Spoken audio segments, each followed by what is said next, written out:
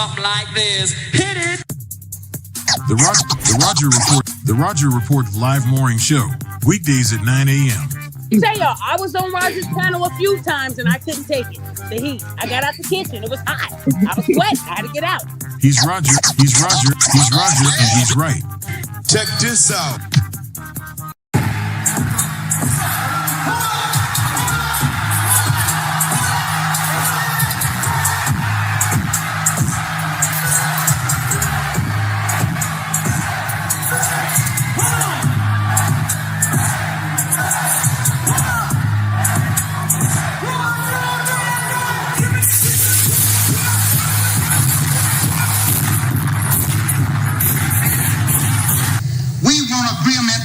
We can live or die.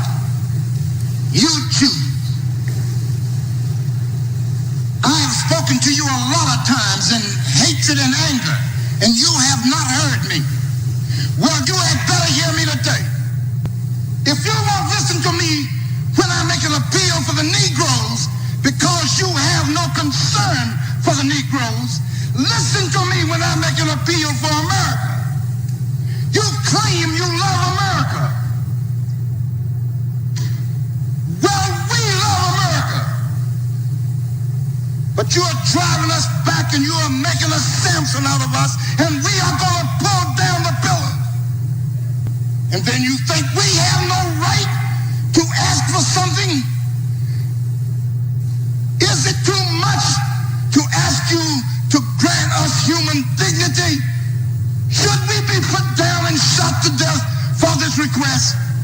If so, you can aim your guns. What the hell do you think we care about dying if you're going to deny us the right to live?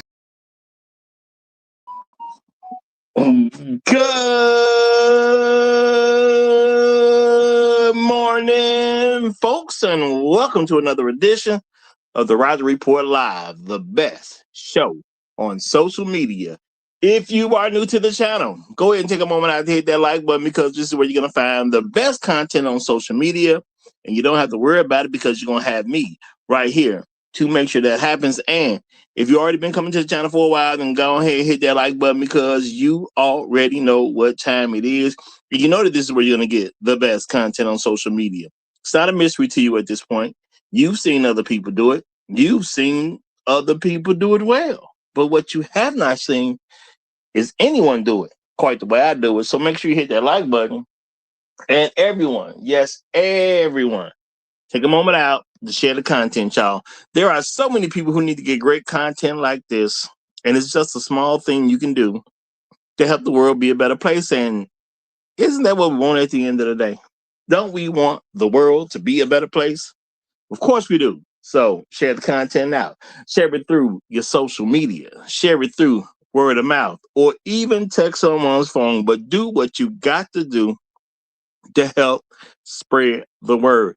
All right, folks, today we are here to talk about, unfortunately, believe it or not, it's actually happening, living legend Bill Cosby. Okay.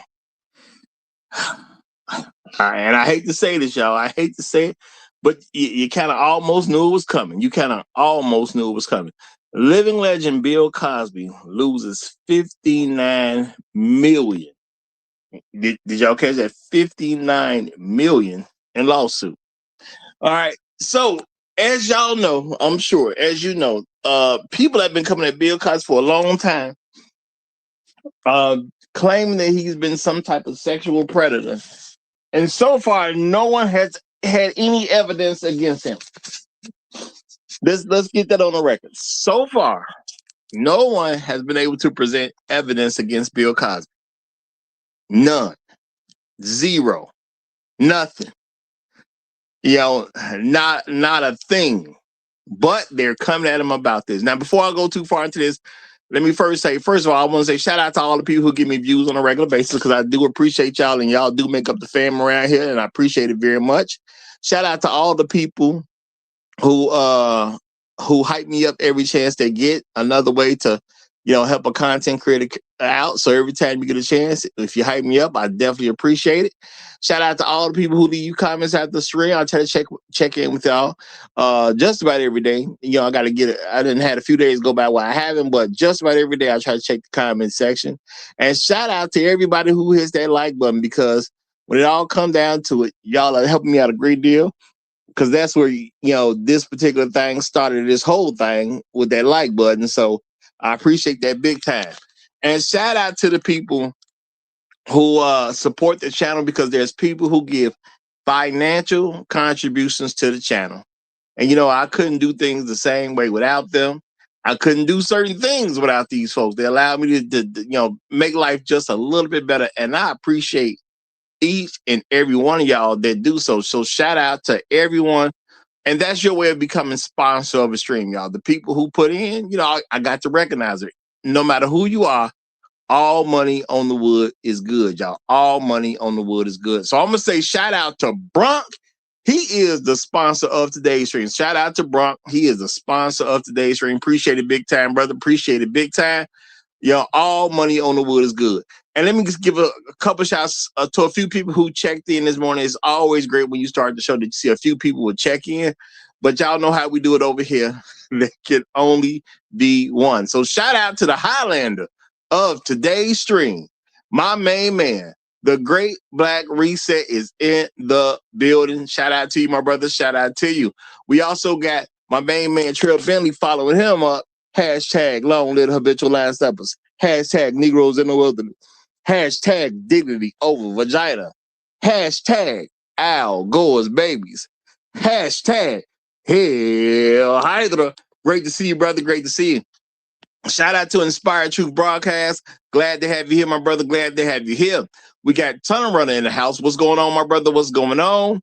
Shout out to Floyd Thompson being in the building. Great to have you. Yay, yay. Brooklyn's finest is here. What's happening? What's happening? Shout out to Brother John. What's good, my brother? What's good? Glad to see you. Glad to see you. We got Red Lord in the building. Great to have you, brother. Great to have you. Red Lord Black Sigma. Great to have you. The one, the only, Mr. Suge to you is here, representing for the pit crew. Glad to have you, brother. Glad to have you. Also, shout out to Chef Mike and shout out to J-Dub. The pit crew is in the building. Good to have you, brothers. Good to have you. Y'all, I'm going to talk about what is going on with Bill Cosby, y'all. Bill Cosby, y'all. We got a living legend, Bill Cosby, being drugged through the mud over nothing, but they done turned it into something, because they done turned this into about $60 million worth of stuff, y'all. Now, unfortunately, I've lost some channels over time. Bill Cosby is a Roger Report Live living legend, so of course I hate to see bad things happening to him. And these bad things have derived from zero place other than white supremacy. Okay? You got a bunch of people who got together to make accusations of Bill Cosby doing something where he would participate, where they claim he participated in sexual misconduct. And so far, no one's been able to prove he's done anything wrong. Now, what has happened to Bill Cosby since these accusations came out? Well, one person say something, another person say something, then a bunch of women said something. And we got citizens of this country who believe that this stuff makes some kind of sense. And this is why I say, the way I say that, people got to start paying more attention to who they voting for and be real about a political process. We do have some dumb people running around. Okay, dumb people are amongst Americans. Okay, there are dumb Americans out there, just like there's smart Americans out there. And it looks like the legal system went out of its way to find the dumber of Americans. Okay, now, if you was a person personally involved, it's not me accusing you of something. I'm just looking at what the facts show. Okay, now if you believe you're an intelligent person, that's your belief. I'm just showing what the facts show. Now the facts show that ever since, and I'm gonna say really that Me Too movement kind of did a lot of stuff, kicking it off, and then all these white people was getting caught up and stuff. And they said, no, we got to get some niggas involved. We got to get some niggas involved. And we need a high profile nigga. Okay, we need an extremely high profile nigga. And guess what? You couldn't get a bigger nigga than Bill Cosby, the guy who was considered America's dad. See, a lot of stuff is strategy, y'all. I told y'all time and time again, I don't really believe in coincidence like that. Okay, he is one of the most respected black men in the country, and that's why they went after him. All right, that's why they went after him. Now, shout out to James Bennett. He said, "Can they please leave that man alone?" No, they're not. Okay, and unfortunately, I've lost some channels, so we don't have the content anymore. But I said way back when, the issue they have with Bill Cosby is he too clean. See, Bill Cosby doesn't live a pretty clean lifestyle, and Bill Cosby has been able to become an old man, okay, without a scandal. So since Bill Cosby became rich, black, extremely successful, an old man without a scandal, what did they do? They just made up a scandal. That's what they did. They made one up. And the thing is, they push nonsense that we have to be super stupid to even buy into. People are claiming that Bill Cosby was out here drugging women and taking advantage of them sexually.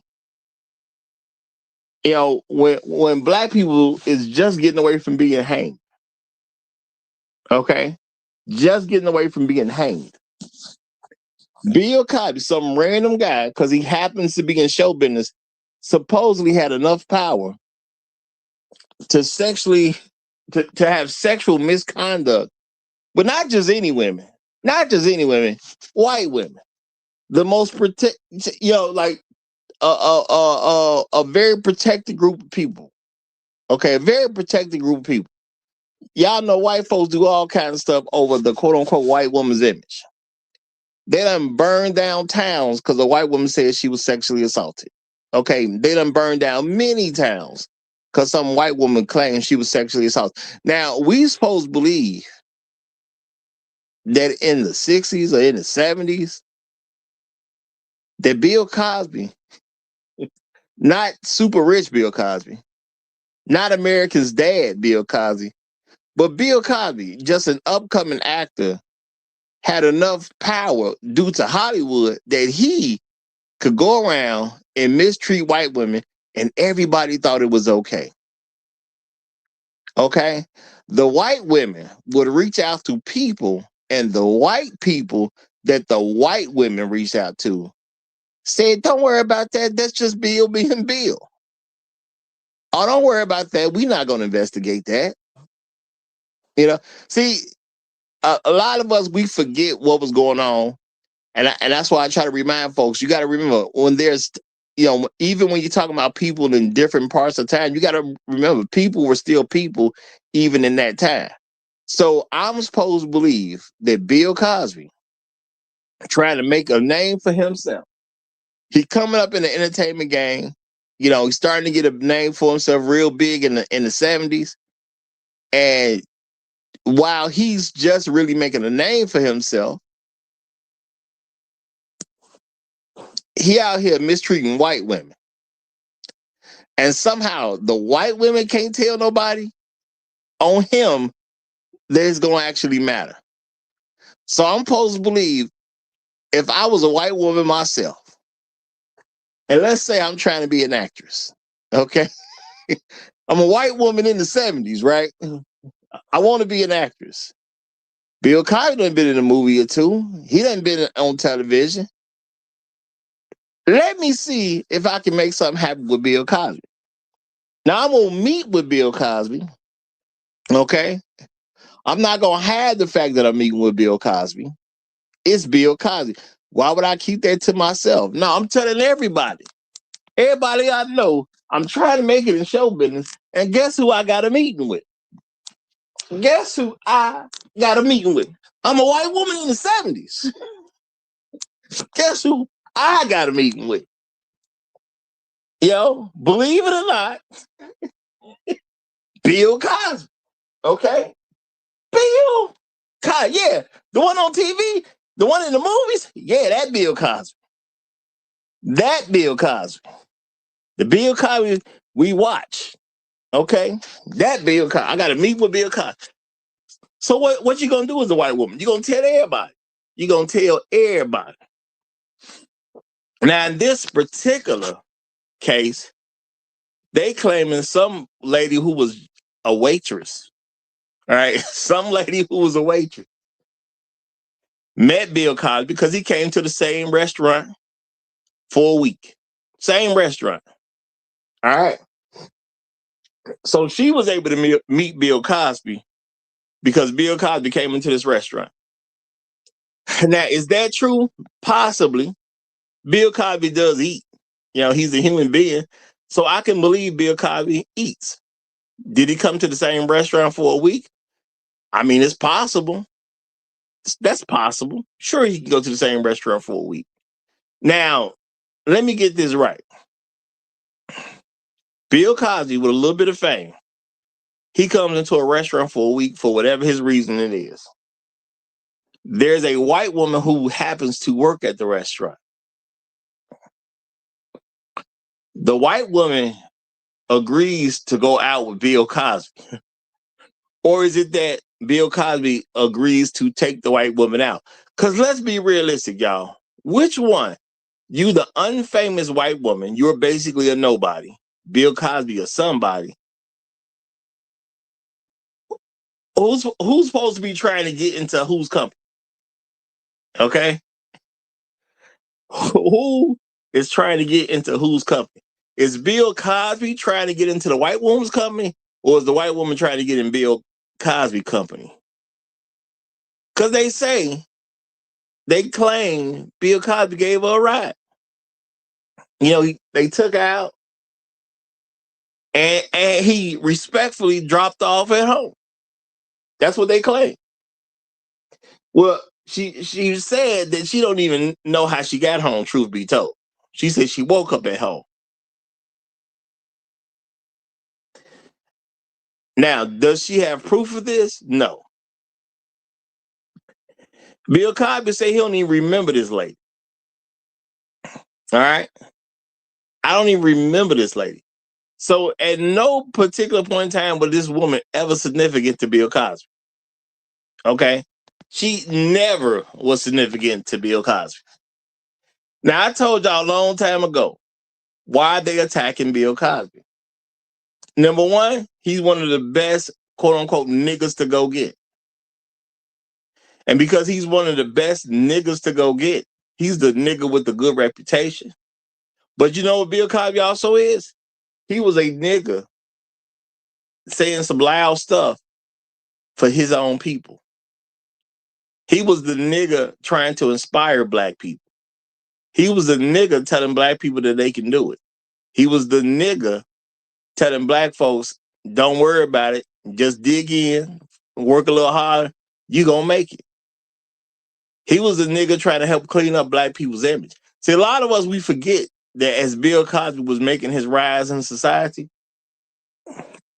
Bill Cosby would do all this quote unquote pro-black stuff that people were not that cool with. Okay? He would do all this pro-black stuff that people wasn't cool with. You know, the powers that be didn't like it.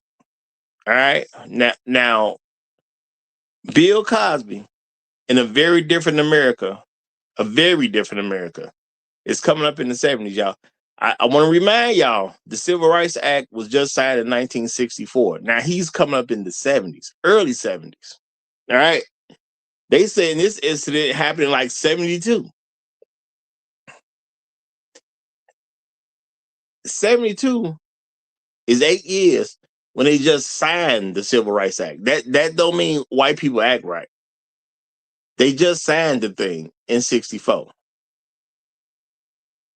Bill Cosby's in the 70s, making a name for himself and trying to actually get black people to do better from a general standpoint. Not just a star, but the regular, everyday black person.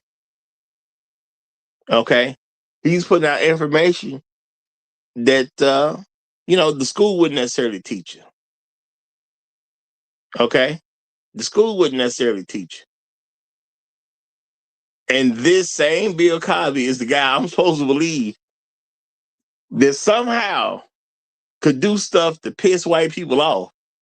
But he was also able to go around to random white women and have sexual misconduct with them. And the white woman wouldn't do anything about it. Because either you got to claim that they just wouldn't say nothing, or everybody they talked to was like, no, but that's Bill Cosby. Look, I know you're a white woman.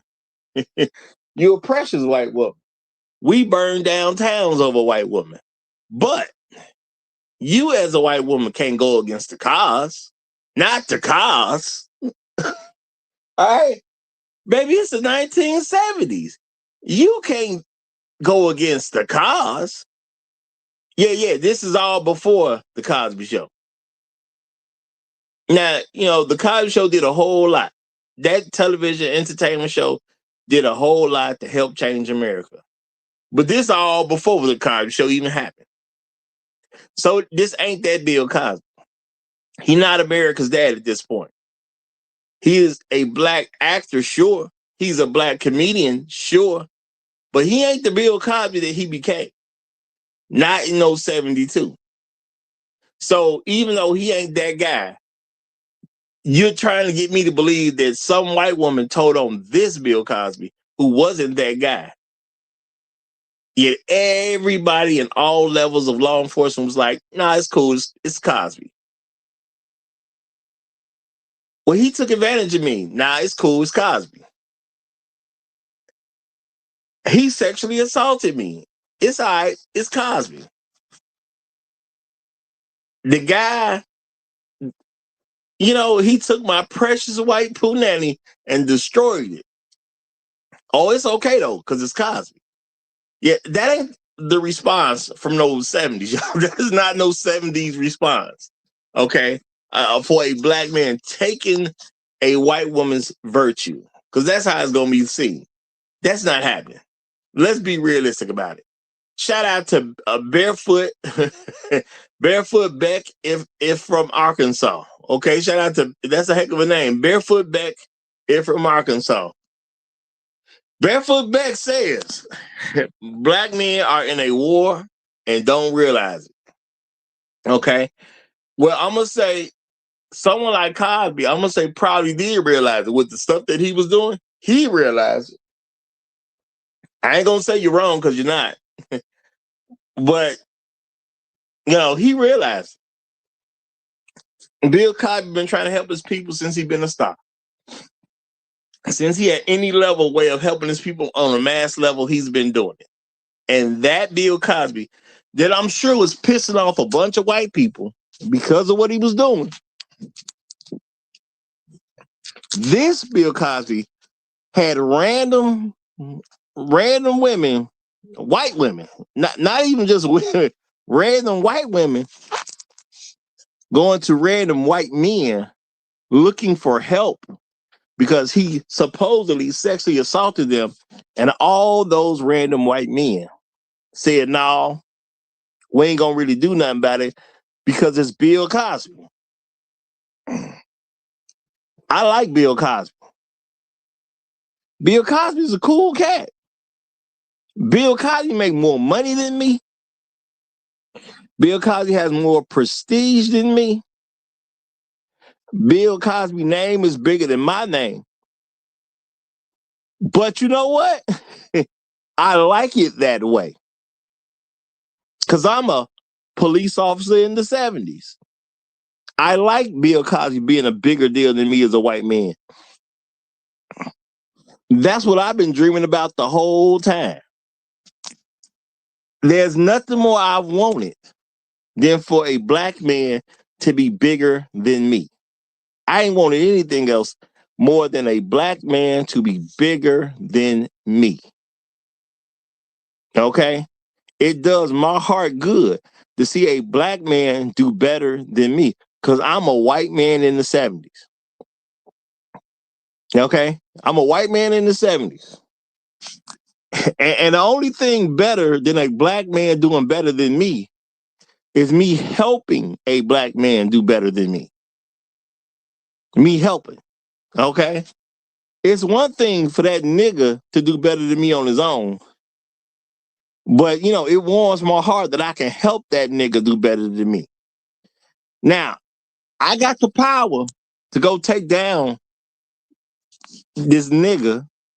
Because let's not think for a second that at none of these times are they going to look at Bill Cosby as a black man. No. So you got a white woman who claims something's wrong with her. She went to white police officers to get something done. And the white police officer said, no, that's that nigga right there. White men who would love to take down a black man like a Bill Cosby didn't do nothing, y'all. That's what the claim is. They ain't do nothing. Because it's Bill Cosby. Not the Bill Cosby we know of as today. No. The 70s Bill Cosby, who he did a little something, but he ain't all that yet. This is way before the Cosby Show, way before his career truly broke out. Okay? Now, last time I checked, movie stars do get arrested. All right? Sports stars do get arrested. Stuff is happening to people on a regular basis. Okay, on a regular basis. I was just listening. I kid you not. I got in the car yesterday. Now, I don't really listen to the radio. It was some radio station playing, and I just heard about Tiger Woods. They said he had you know what? I got that off social media. I'm gonna correct myself. I got that off social media. I ran down something, and they said Tiger Woods done mess around and got a DUI again, and he Tiger Woods. They still got him for a DUI. We in 2026. He a big star. So I guess being black and being a star ain't gonna save you, even in 2026. So I don't know what it was doing for you in 1972. Okay. I guess in 1972, being a star had more weight than it do in 2026 for a black man in America. I guess that's what I gotta believe. Because they at least did something to Tiger Woods where he made it into the news cycle. So I guess Tiger just ain't no Bill Cosby. Okay? That's what I'm supposed to believe, y'all. Bill Cosby in 1972 had more flex than Tiger Woods got in 2026. That's what I'm supposed to believe. Now, y'all, they do the lawsuit. They award this woman $19 million. Even though, again, there's no proof that he did anything wrong. And then, as punitive damages, they hit him with $40 million. That's the punitive part, y'all. I'll put a link in the description so y'all can see like this discussion they had about this. So they used the $40 million to make an example over Bill Cosby. Does this make any level of sense? And they talking about like, well, they trying to set an example. So you know what I did, y'all? I started Googling some of the other things that, other celebrities that have been sued to see what they ended up paying out. So they're trying to make a statement, huh? Y'all trying to present like they trying to be fair, huh? They just trying to clean up house, huh? Okay.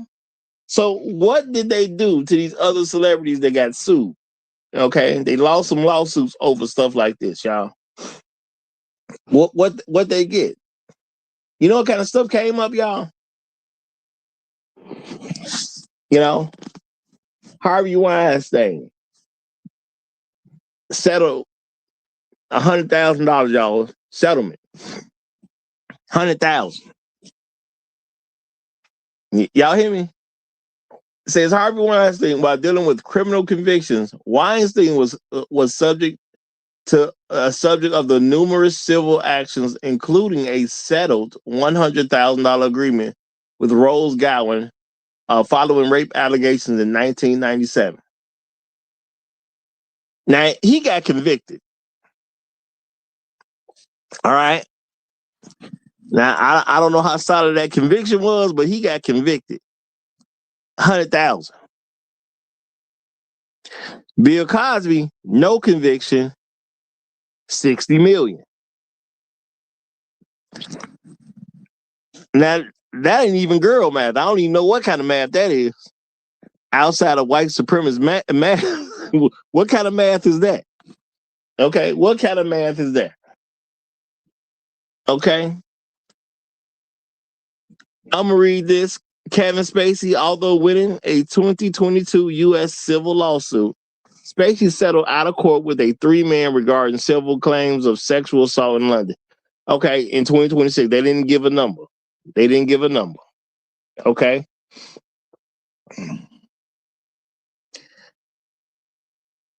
I don't see nothing here.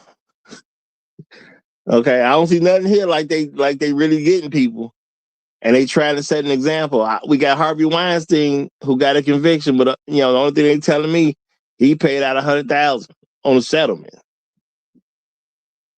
Now, Bill Cosby, who's obviously done nothing wrong, and I'm gonna say obviously because at this point, there's no evidence against Bill Cosby. All right, let's keep that real. There's no evidence against Bill Cosby, and according to the law, you're innocent to proven guilty. No one ever proved him guilty of anything. Okay.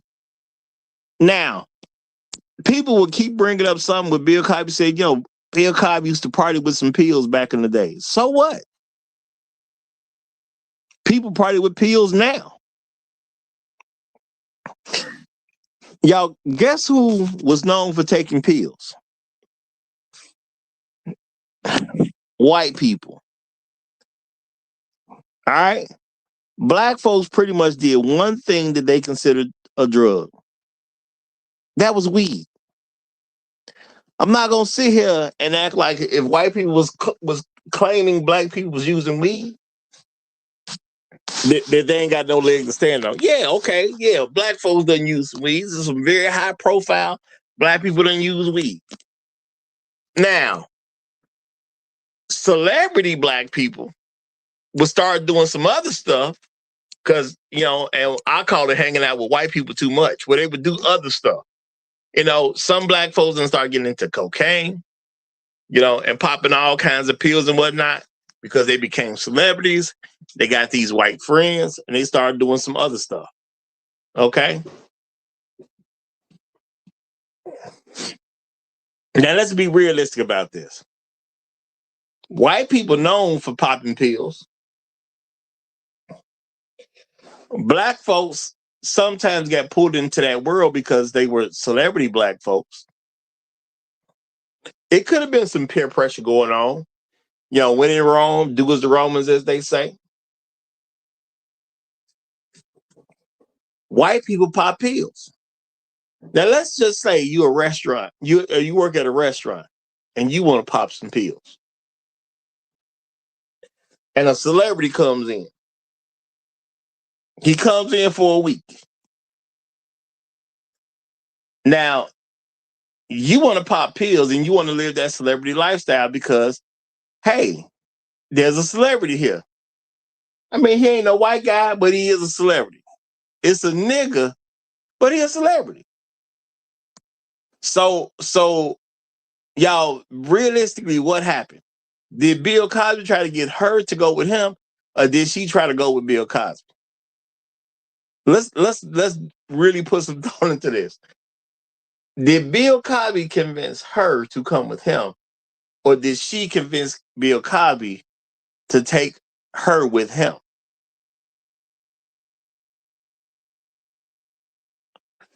Well, if I got to put my money on it, because see, you could do something else when it's somebody else's money.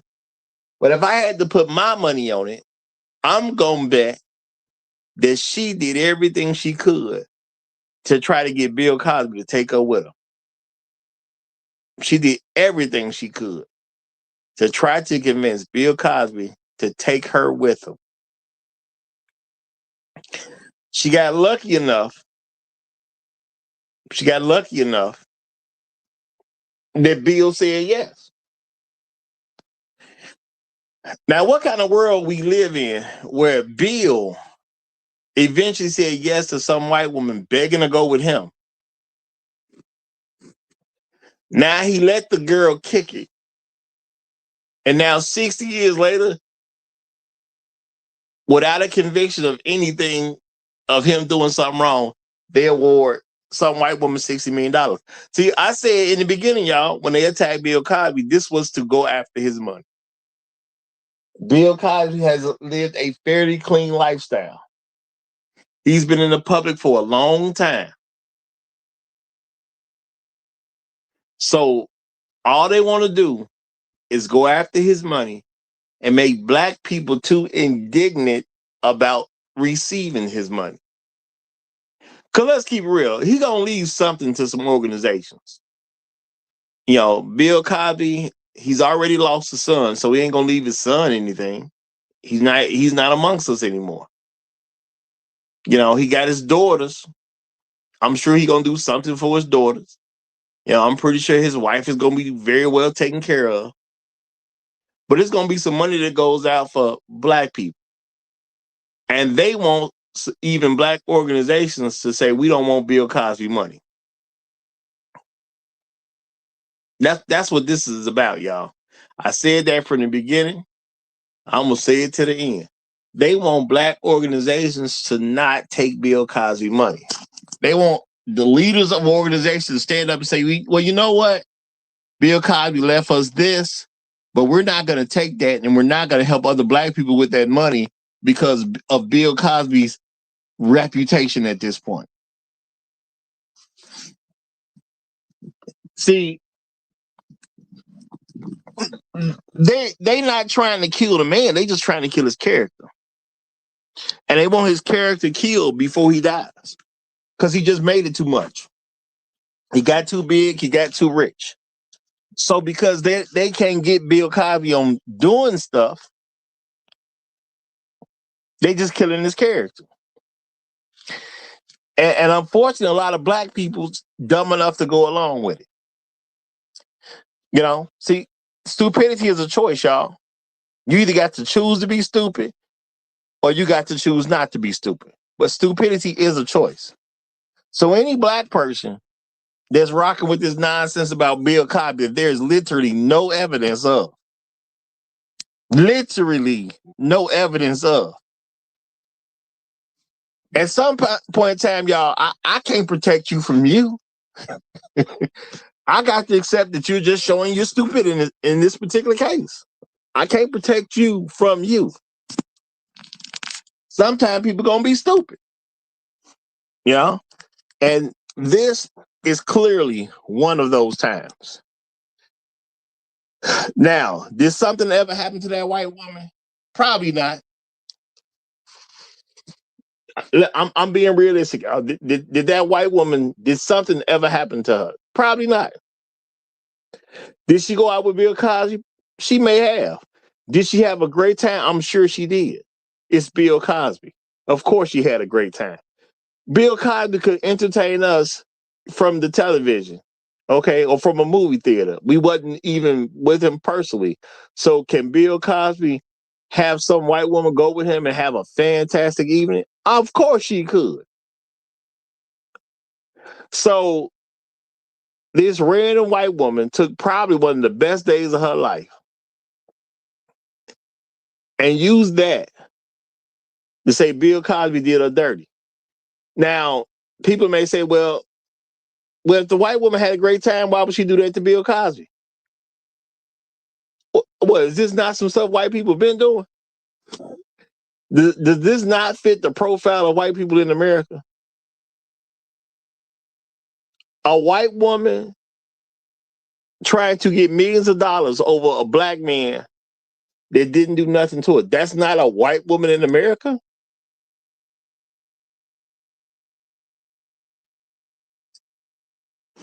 I mean, how can you get much whiter than that? I'm a white woman and I didn't make it in America. I should have made it in America because I'm white.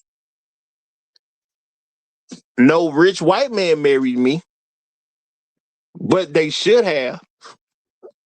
Okay. No rich black guy married me, but they should have. And you know what? I just didn't make it to where I should have because I'm a white woman in America. I should have been taken care of. I should have been the most desired woman, period. And it didn't pan out for me.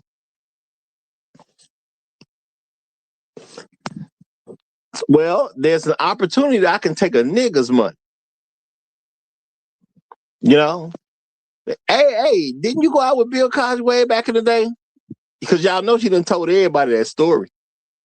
I don't care if the lady got married or what. Y'all know she was telling people, oh, you know, I went out with Bill Cosby back in the day. Okay, that's what happened. He came into the restaurant I was working in, and I went out with him one day. You know what you need to do? What's that? You need to sue Bill Cosby. It's the rave right now. Everybody's doing it. You know, everybody's doing it. You need to sue him. See what you can get out of him. Because, you know, they going to get some money out there. He's still a nigga at the end of the day. Okay, but we love Bill Cosby. Yeah, but he's still a nigga, though. Well, I mean, we done watch movies that Bill been in. I done watch television shows that Bill starred in. He was a big deal, funny comedian. Yep, but he's still a nigga. And you went out with him back in the day. You need to take this opportunity to get you some money. And now you can leave your family some money. Because you old, but you can leave your family some money without any real effort. All you got to do is say he drugged you. But I ain't got no proof he drugged me. Don't worry about that part. The lawyers will take care of that. Which clearly is something that's going on because we got this random white woman who used to be a waitress. Does she even have the money to sue Bill Cosby? Obviously not. You know, the chances that she has the money to sue Bill Cosby is next to none. So what that mean, y'all? Go to some lawyers, especially some white ones, and let's get some out of here. Let's get some, because I just don't even worry about it, lady. Just get my 33%. That's all I want. Give me the 33%. And we good. We gonna handle it all for you. Just follow our lead.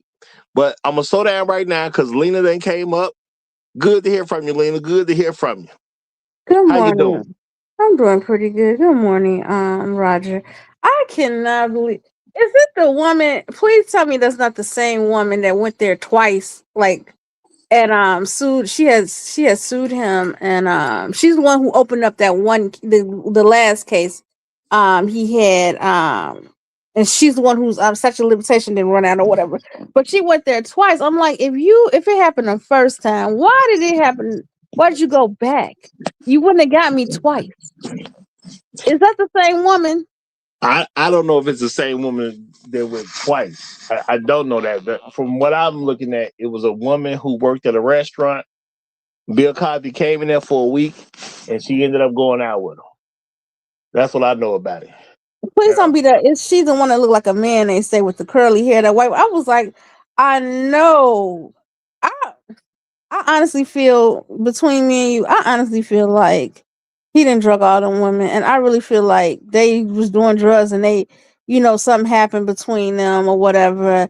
But they was partying, saying yes. I really don't. Maybe it's just me. I really don't think he would have to drug anybody. He's Bill Cosby and he got money. You see what I'm saying?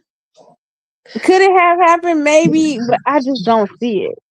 Am I wrong? I don't see it. But I'm gonna say this: when the way I'm looking at it, anything's possible.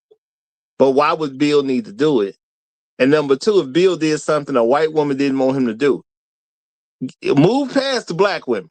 If Bill Cosby did something a white woman didn't want him to do, am I supposed to believe in 1972 that she could not have Bill Cosby held accountable for doing something that she didn't want him to do? See, that's where it goes too far for me. You could say you had sex with Bill Cosby. I could believe that. You could say we went out on a date because he came into this restaurant for a week. I can even believe that. But to say that, he did something wrong to you and you tried to report it and nothing ever happened, that's where my belief has to stop. I can't go that far with you. Now you sound crazy to me. In 1972, a black man of any background could stop a white woman's complaint about him sexually abusing her. When these people used to burn down towns over this. Remember, Civil Rights Act was just signed in 1964. This happened supposedly in 1972. That's only 8 years. But white people so enlightened that they not gonna take a Bill Cosby incident seriously because he's Bill Cosby. This ain't the guy on TV in '84 with the Cosby Show. This is not America's Dad. This is just still a black man coming up in the game. But while this black man is coming up in the game, he's putting stuff out there to try to help black empowerment. So the white people like him. The white people love Bill Cosby. Come on now. This is a little too far for me to buy into. Me too. I don't see this one. It's a few people, black people, I feel that was railroad. Him, I really feel that whatchamacall was railroaded when he went through it. Mike Tyson. I was like, girl, you took your panties off at 3 a.m. in his apartment, and you didn't. I could see that one. Another one. It's a lot of black men to me that had got railroaded. I don't believe Kobe did it. Because they got money. You can have anyone. Well, my thing is, I mean, a lying white woman. I mean, what's so new about that? What's so new about a white woman lying? Okay, this ain't no new thing. And white folks had too much control over American society, especially back in the 70s. You know, we talking about something that's old. This is old. Okay, this ain't old like 5 years ago. This old. This is decades old. What white woman can go to any white man, say that Bill Cosby took advantage of her, and the white man ain't gonna do something about it? He don't even have to be in law enforcement. A guy that's not in law enforcement would have went and got somebody in law enforcement to get him locked up. But it just never happened because it's Bill Cosby. One of the main things cops like to do, let's just keep it real, cops want to take down a celebrity because it can help their career. When has a cop ever taken down a celebrity and then had a bad situation happen to him because he took a celebrity down? That's a way for you to get notoriety, a way for you to get a raise, a way for you to get into a bigger position if you are a cop. So why would a cop not take down Bill Cosby when you're serving him up on a silver platter? See, I have a hard time connecting these pieces in the America that I know. The America I know in 1972, if you serving up Bill Cosby on a silver platter, what cop not gonna take that? You talking to white officers, they like, nah, it's cool. We like Bill Cosby, that nigga that say too much to black people. That nigga, no, we like that nigga that much that we not gonna take your complaint seriously. What alternative universe would this happen in? Because it definitely didn't happen in this universe. And I feel like too, if they didn't take the complaint seriously, it probably wasn't to be taken seriously. They didn't take it seriously then. That's because they was not. No, they knew it was weak. They probably believed that he didn't do anything. That's honestly how I feel. Well, my thing is they didn't even make 59 million. That vagina ain't worth no 59 million. Girl, this is the thing. They not making complaints. They're just making a claim that Bill Cosby did something to me decades ago. They're not making a complaint. And there's no evidence. And there's literally no evidence. Oh literally my. How do you prove that you was in the same room with somebody and it's been about 60 years that have passed? How do you even prove you was in the same room? Right. Now, I can accept a story of Bill Cosby came into this particular restaurant for a week because he might have been in town for a week doing something. I can accept that. People go to locations to shoot television shows or to shoot movies. Did Bill Cosby do that in the 70s? Yeah, I can accept that. He may have run across. Bill don't even remember this lady. Right. So how does the lady who ain't even remembered? She's not even a footnote in that man's life. And they talking about 19. They said 1971. I'm looking at the chat. I think it was 72, but regardless, oh my it's God, early that's 70s. before I was born. It's early 70s. How do you prove? Ain't no cell phones back then.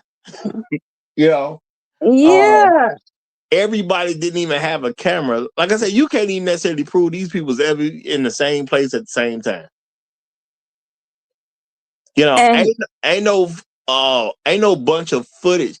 Y'all think about it. When y'all see old footage, you know, from security cameras and all this type of stuff, we don't see stuff in the 70s like that. You know, I'm not saying nothing was ever recorded, but just some random restaurant. I bet there's no footage of them in this random restaurant that she used to work in. I would have definitely dropped that case if I was a judge. Like, well, the thing is, this is a lawsuit. It's not a criminal. It's not a criminal situation. Yeah, I know, but you know, the thing is, yeah, because that's how you got. That's why she got money. Yeah, and civil suit. Yes, civil. You don't have to actually prove anything. It's not beyond a shadow of a doubt. It's more likely than not, and I feel like it's more. No, you don't have to do that in the civil suit. They say it's about preponderance. You don't actually have to prove anything in a civil lawsuit. That's stupid. I could come and say that he raped me in this grape me in No. We don't talk like idiots on this channel. No, when you can say sexually assaulted, we're not gonna say grape because that's stupid. Okay. Now if other people want to be stupid on their channels, more power to them, but we're not gonna be idiots on mine. Yeah, I might as well say, Bill Cosby touched me too in early 2000s. Yeah, he came to my school, blah, blah, blah. Where's your proof? What proof? Just give me my 59 million. Like, that is so dumb. That's scary. That can happen to anybody. That's like somebody like trying to like sue me at my job. Like, when you were working at so-and-so 20, 30 years ago, you failed to transfer my mom or something like that. I'm in healthcare.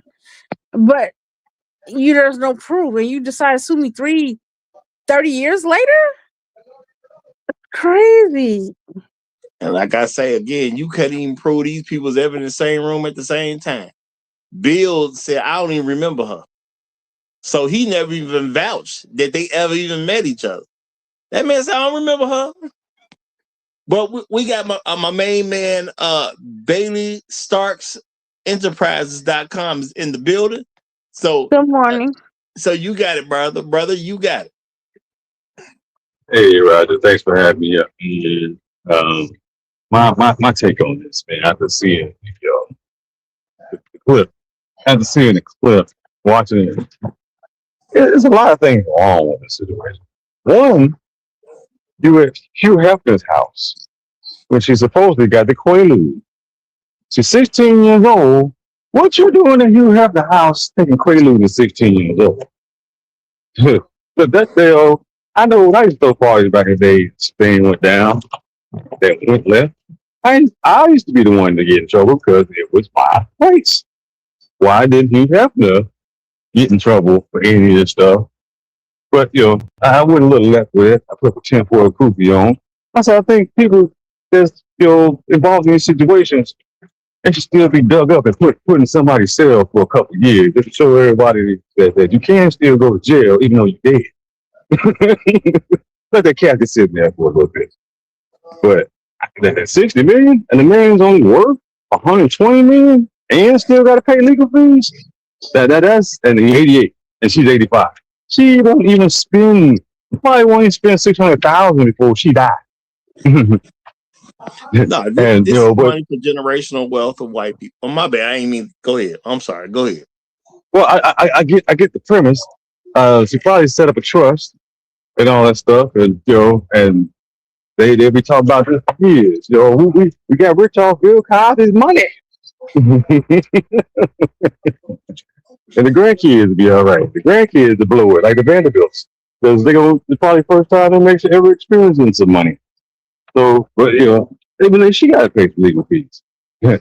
So that 60 million probably look about 40. And then she can probably come out like maybe 15 at the end of the day out of the 60. All the fees and all the hardships and all the bills she got to pay. Because I'm pretty sure she ain't probably been paying no bills since this is going on. But I agree with Todd. Like, man, let this go. I will appeal. I would appeal this to make sure that I have some form of justice. Now I'll let him claim that, brother. Thanks for having me on. I had on it. Well, I'm sure Bill Cosby is going to appeal, but I'm gonna say this though. See, it's still problematic because at the end of the day, this is all a bunch of money Bill Cosby got to spend. Either pay it out or do an appeal to try to avoid paying it out, and an appeal is not guaranteed either. Especially when you look at the fact that you didn't have to prove anything. And again, Bill Cosby stands here. I don't even remember this lady. So Bill Cosby can't even vouch that they was ever in the same room at the same time.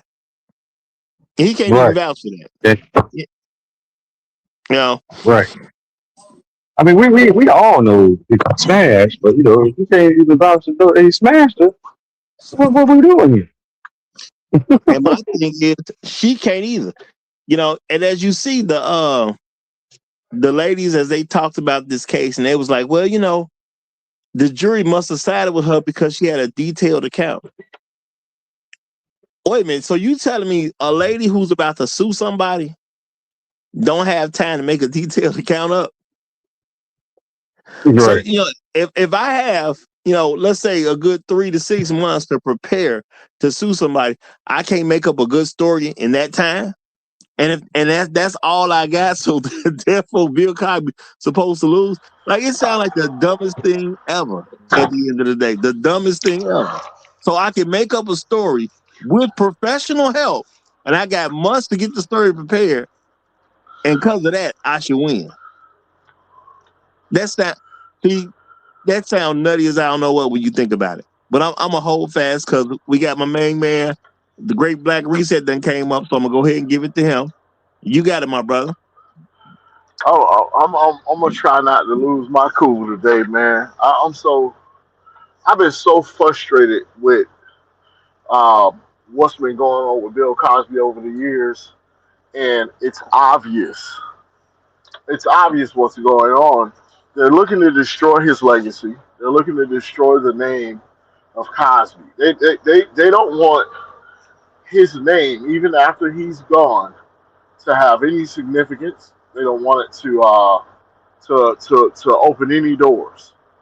They don't want anybody to show up anywhere with the name Cosby and be able to make any gains because of his name.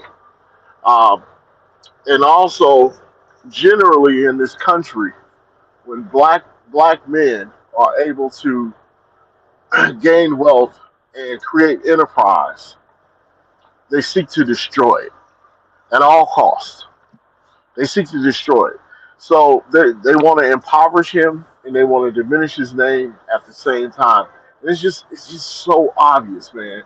Somebody can just make up a story, and the preponderance of evidence has to be the story sounds good.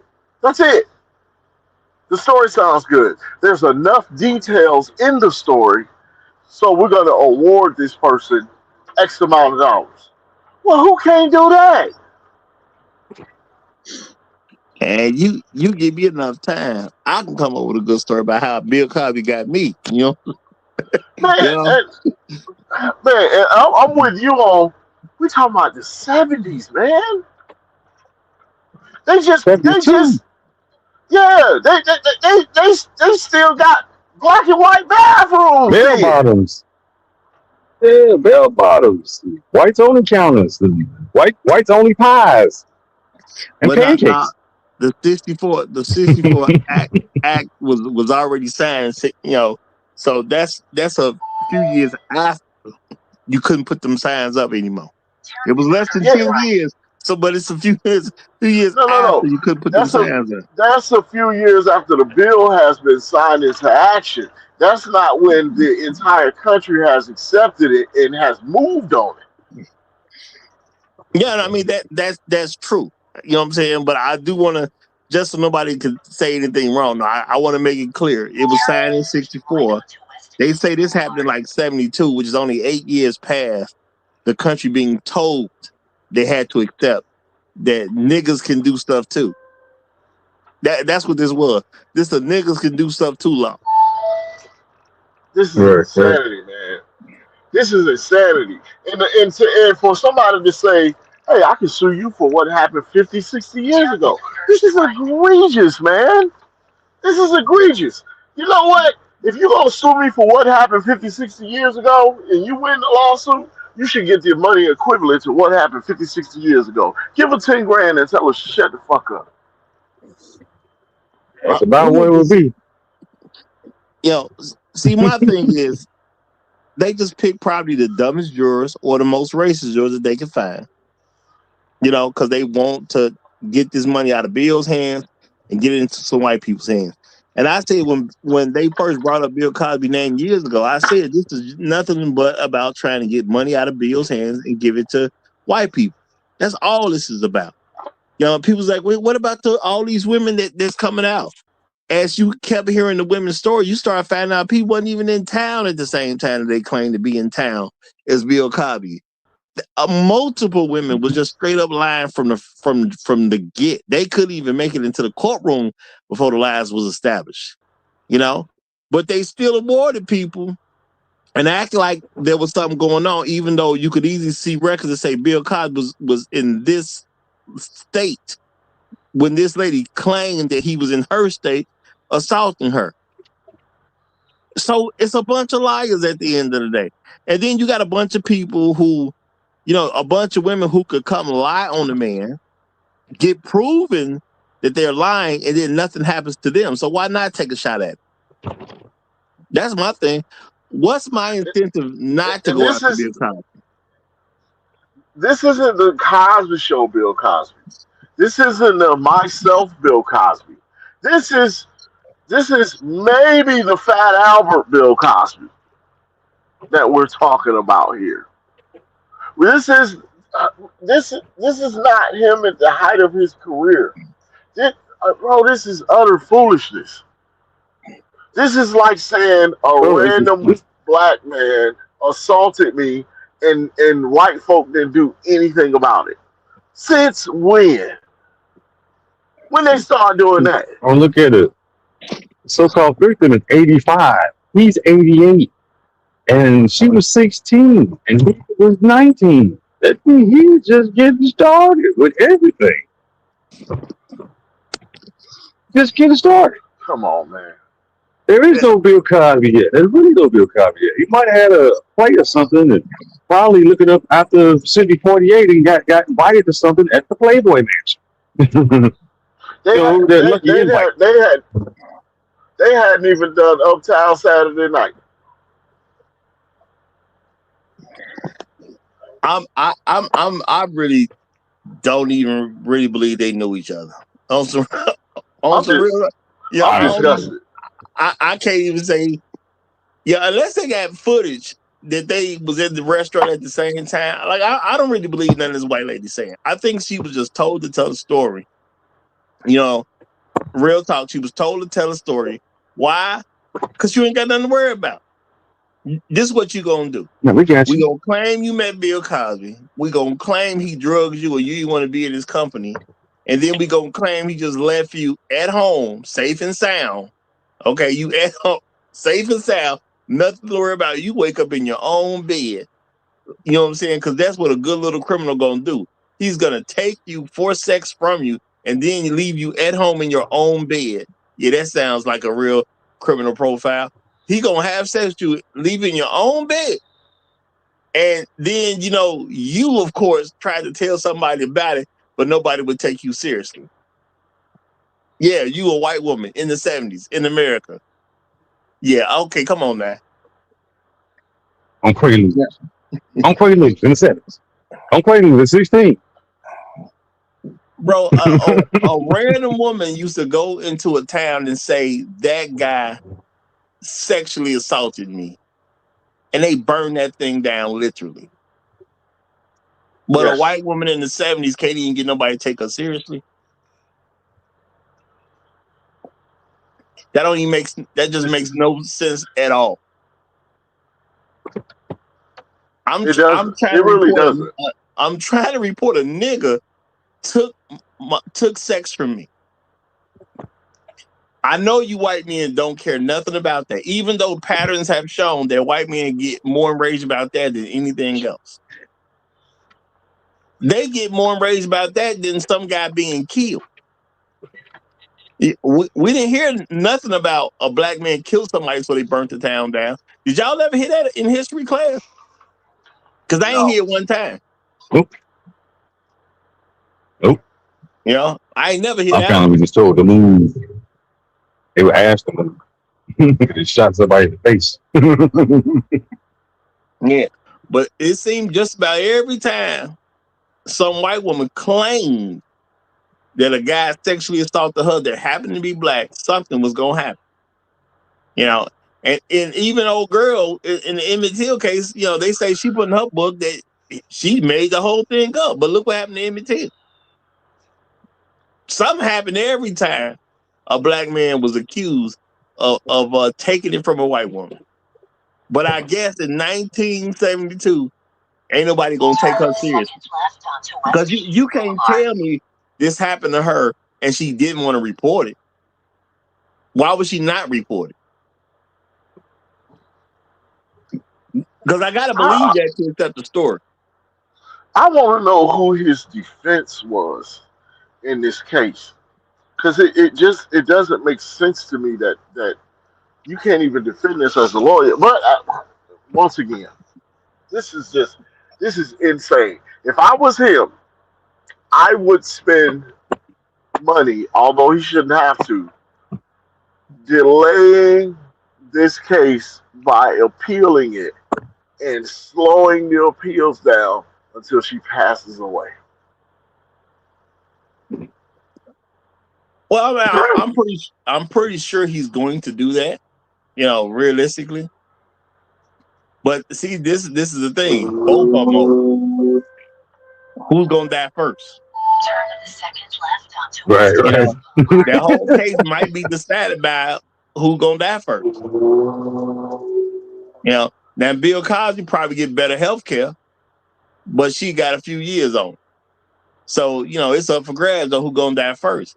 And whoever dies second probably wins.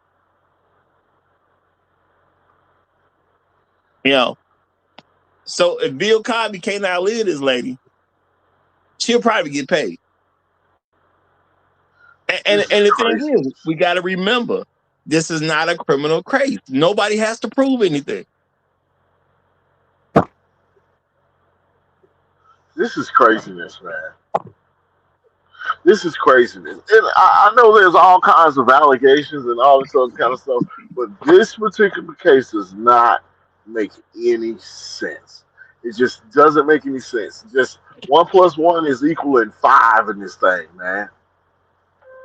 Turn first left. And the crazy part is, now that we got success in this one, y'all think somebody else ain't gonna be told to go and do the same thing? You can get Bill Cosby really tied up. The dangerous. Yeah, we got one win. Let's bring the next one in and get. Matter of fact, let's bring 3 new ones in, and let's split him between 3 different cases. I think this is simply some corporation somewhere bankrupting the enterprise of Bill Cosby. Well, I mean, to me, that's clearly the intention because where'd she get the lawyers from? Now, I don't know what she did over her life, but she supposedly was a waitress, okay? So she went from a waitress Right. to what? You know? And I'm not saying she couldn't have married no rich man, but if she married a rich man, why would she be doing this? Right. So to me, this was lawyers looking for someone, or possibly a corporation looking for someone. We gonna get some of this Cosby money. It's right there. We just got to find somebody that Bill Cosby would have came across, or supposedly would have came across, who would buy into it with us. You know, so you go to a random white woman. Did you used to work over here? Yeah, I used to work over here. But this is what we need you to say. You think she ain't gonna do it? And she got millions of dollars she could win just simply by participating. And the thing is, if they lose, nothing happens to her. She don't pay no fees. Okay, she don't go to jail. She don't get arrested. You know, she's nothing. She's a nobody in there. She just goes back into nobody land. Mhm. Why wouldn't she agree to do this? This is crazy, man. I really think like in these type of situations, man, any type of uh, sexual assault allegation, I think people they should start sticking these people on polygraph tests. They can take the polygraph test 3 times before they even pursue anything. Take a court, anything, make an arrest, anything. But I know that that's a little too easy for society to do, and it's gonna be some lawyer that will do that, but. I don't think that I don't foresee us setting that precedent to do all that. You got a lot of times somebody really, really don't. But there's more money to be made if it in the system. And that's why I think it really doesn't happen like that. People wouldn't be in jail for life sentences. Nobody. That's crazy though. It's crazy. Well, I'm gonna say the thing is, people got to get serious about what's going on. Once the woman says he took sex from me, and the man says no, she gave me sex. At the end of the day, that's an impossible case to prove without footage. But see, I think too many men we've been trained to be suckers so much that we just don't look at the obvious. You cannot prove a sexual assault case if both parties agree that they had sex, unless you got footage, or maybe at least a witness or something. Who saw y'all have sex? Well, nobody saw us have it. Did you put it on tape? No, nobody recorded. Okay, well then how do I prove that she wasn't consenting? How do I prove that at that point? You can't. See, every sexual assault case that done been through the system has pretty much been a non-provable thing. Unless it was a guy saying he never touched it. Now, if you say you never touched it, then they find your DNA on the lady or something like that. That's a whole different thing. You know what I'm saying? Well, I never met her. And then you find somebody, I saw him taking her into the back room. But if you just say, no, I had sex with her and she wanted me to, and she, vehemently denied that she wanted to have sex with him. But the only thing y'all have agreed upon is y'all had sex. So how do you prove it wasn't consensual when you have an agreement that they had sex? I say, man, criminally and civilly, when it comes to sexual assault, it's very simple. Were there any witnesses? No. Did you go behind a closed door with this man? Yes, it was consensual. Well, see, my thing is, if you go by the letter of the law says you must prove beyond a reasonable doubt. Once a man says that he had sex with you and you do not have footage of it, to me, there's a reasonable doubt that he didn't take it. All y'all got to do is agree that y'all had it. But unless you show me the footage, how do I know it wasn't consensual? You got to prove it beyond a reasonable doubt. Do I think women will have sex? Absolutely. Do I think the bar of entry to have sex with a woman is low? Absolutely. So why would I? You know what I'm saying? You could tell me anything. And, well, she was a virgin. What that mean? Virgins have sex every day. She was married. Married women have sex with men they ain't supposed to have sex with. There's nothing that you can give me outside of footage. You know, maybe I would believe some witnesses if you was willing to have sex in front of people, but you know what I'm saying, which most people aren't going to do. So unless you got some footage, I don't know what to tell you. It's automatic not guilty. You know, they wouldn't mold me on the jury, but you know, of course, if I had a chance to be on the jury, I'm gonna tell the lawyers what they want to hear. That's what I'm gonna do. But to me, that's just an automatic not guilty. You can't prove that it wasn't consensual, and that's your burden. You know, and I get a lot of folks, we don't really understand what the law is and what it's supposed to be and what it's supposed to do. It's the burden of the prosecution to prove that it was a non-consensual sexual situation. How do you prove that once the man say, no, we did have sex and she agreed to it? How do you do that at that point? You really can't. No, unless you come up with some footage.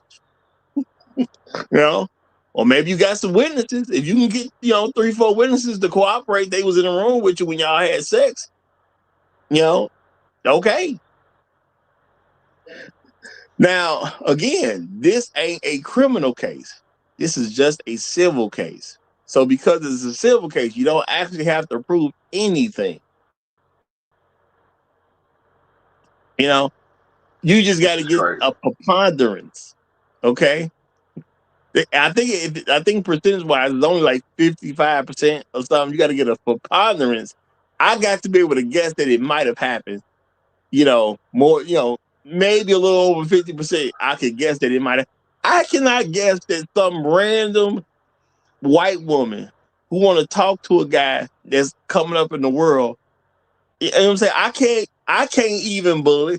I mean, y'all, we got celebrities now, y'all. If you tell me Chris Brown had to convince some woman, an unknown woman, she's not a star, she's not a celebrity, she's a woman that works in a restaurant. You can't convince me that Chris Brown had to convince her to go with him. Oh my God! You're not gonna be able to do that. You know what I'm saying? Oh God, bro! I'm getting a headache She ready to quit that just trying shit. to wrap my mind around this. Bro, this why everybody with money need to know of Bobby Trey, man. This is why. Well, I would say we have to really look at things from a human position. You know what I'm saying? She's an unknown person. Now, if you say some celebrity woman wouldn't go off with Chris Brown, okay, I can listen to the story. There may be something to that. But you trying to tell me some random woman that work at a restaurant wouldn't go off with Chris Brown? And I gotta say in my heart, did Chris have to convince her to go, or did she have to convince Chris because she come? Which is more reasonable to me? The more reasonable thing to me is she would have to convince Chris Brown to go with him, not Chris Brown trying to convince her to go where he go. Look, Chris, I love you. I love you. I'm a biggest fan. Can I go with you? How she look, y'all? Well, she look all right. I tell her she can come on in. That sounds more reasonable to me than Chris Brown got to go to some woman at a restaurant talking about, hey, girl, you want to come with us? Why would she say no? She work at a restaurant. And this is not me putting down somebody who work at a restaurant. I am trying to look at it from a realistic thought about a woman who works at a restaurant. Am I supposed to believe a woman who works at a restaurant values her job so much that if any celebrity comes in there and wants her attention, that she's not finna leave with him? This is crazy. This is crazy. And at what point did she wake up and say, I think he sexually assaulted me? Was it 5 hours later? Was it 10 hours later? Was it 10 years later? Was it 20 years later? Hell, was it 50 years later? What are we talking Well, about? what she said, supposedly she said when she woke up in her own bed. That's when she thought she was assaulted. When she was comfortably at home in her own bed, that's when she thought she was sexually assaulted. Uh, well, I guess Imaginary. if she would have woke up in his bed, she'd have been all right. So, and my thing is, you're telling me this man is gentlemanly enough to make sure you got home into your own bed after taking it from you. This is crazy. Is this matching up at all? You know, he will So in essence, disrespect you enough to take sex from you, but he respects you enough to make sure you make it home safe and sound in your own bed. Lord have mercy. that's not crazy within itself. We really say that 5 times fast. I'm saying the reaching you have to do to make this make sense is crazy.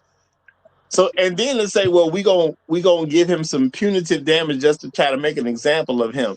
Now, I didn't understand all the breakdowns or whatever. They was like, okay, he won, so he get like 19. She get like 19.5 million, but punitively, we're gonna make it $40 million. So this is like the extra on top to hurt him. So you gave him 40 million to hurt him, but he left the woman at home in her own bed.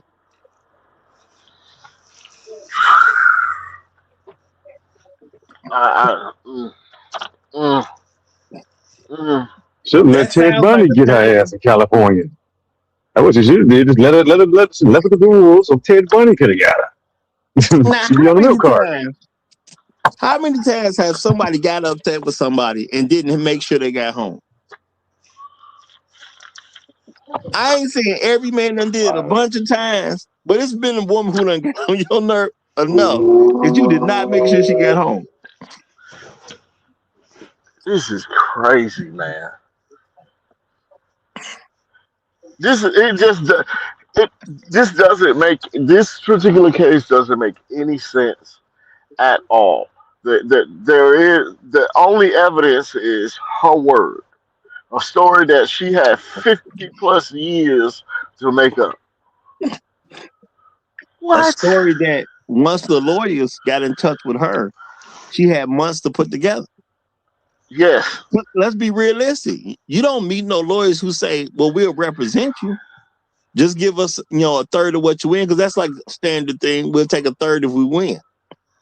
So you finally hooked up with the right lawyers who can handle this situation. And you still gonna have to wait 2-3 months or something to get something in court, even if you fast track it. Don't you? Who's doing court cases where you just write something up and you in court tomorrow? Ain't nobody doing that. So you can coach the woman on exactly what to say that happened on the night. And Bill is literally talking about, I don't even remember this lady. I don't even know that this lady exists.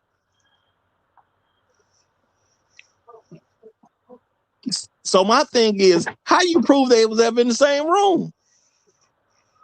Oh. You can look up in a newspaper. You go through some old newspapers, see what Bill Cosby was, which I'm pretty sure some lawyer probably actually did all that. Any Polaroid pictures of them hanging out together, anything? Nah, bro, this is all claims. Oh my God. It was a huge house. Yeah. No, it was a huge place. No. I mean, I know you cracking jokes, but I want this to be understood by people. The claim is she left with Bill Cosby for one night. She got dropped off at home where she was able to wake up in her own bed. And somehow during that particular night where she got dropped off at home, where she was able to wake up in her own bed, that somehow Bill Cosby sexually assaulted her. Wait. Wasn't there also the claim that he gave her a pill that made her lethargic before she got home? She claims that Bill Cosby gave us some pills. Okay. Nobody saw this. I want to make this clear. A black 19-year-old young man with a 16-year-old white woman. She appears to be lethargic. he is somehow transporting a lethargic white woman to a white neighborhood, gets her in the house with nobody asking any questions about what this black man is doing. Yeah, nah, come on, bro. In the Yep. in That's what he doing. 1972. In 1972.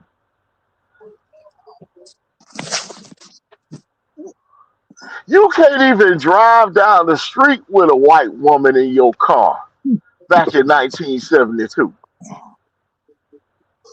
You couldn't catch a cab and have a cab take you to the white part of town in 1972.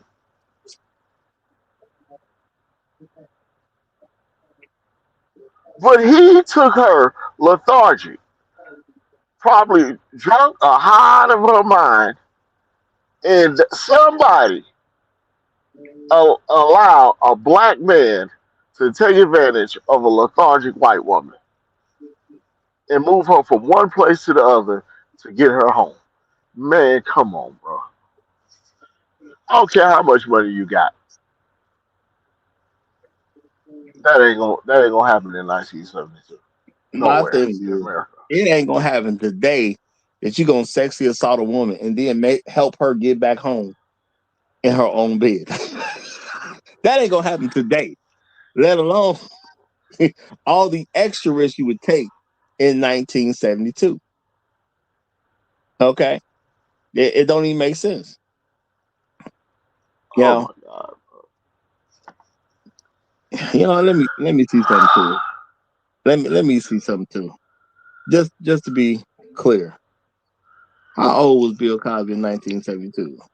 Just to be sure.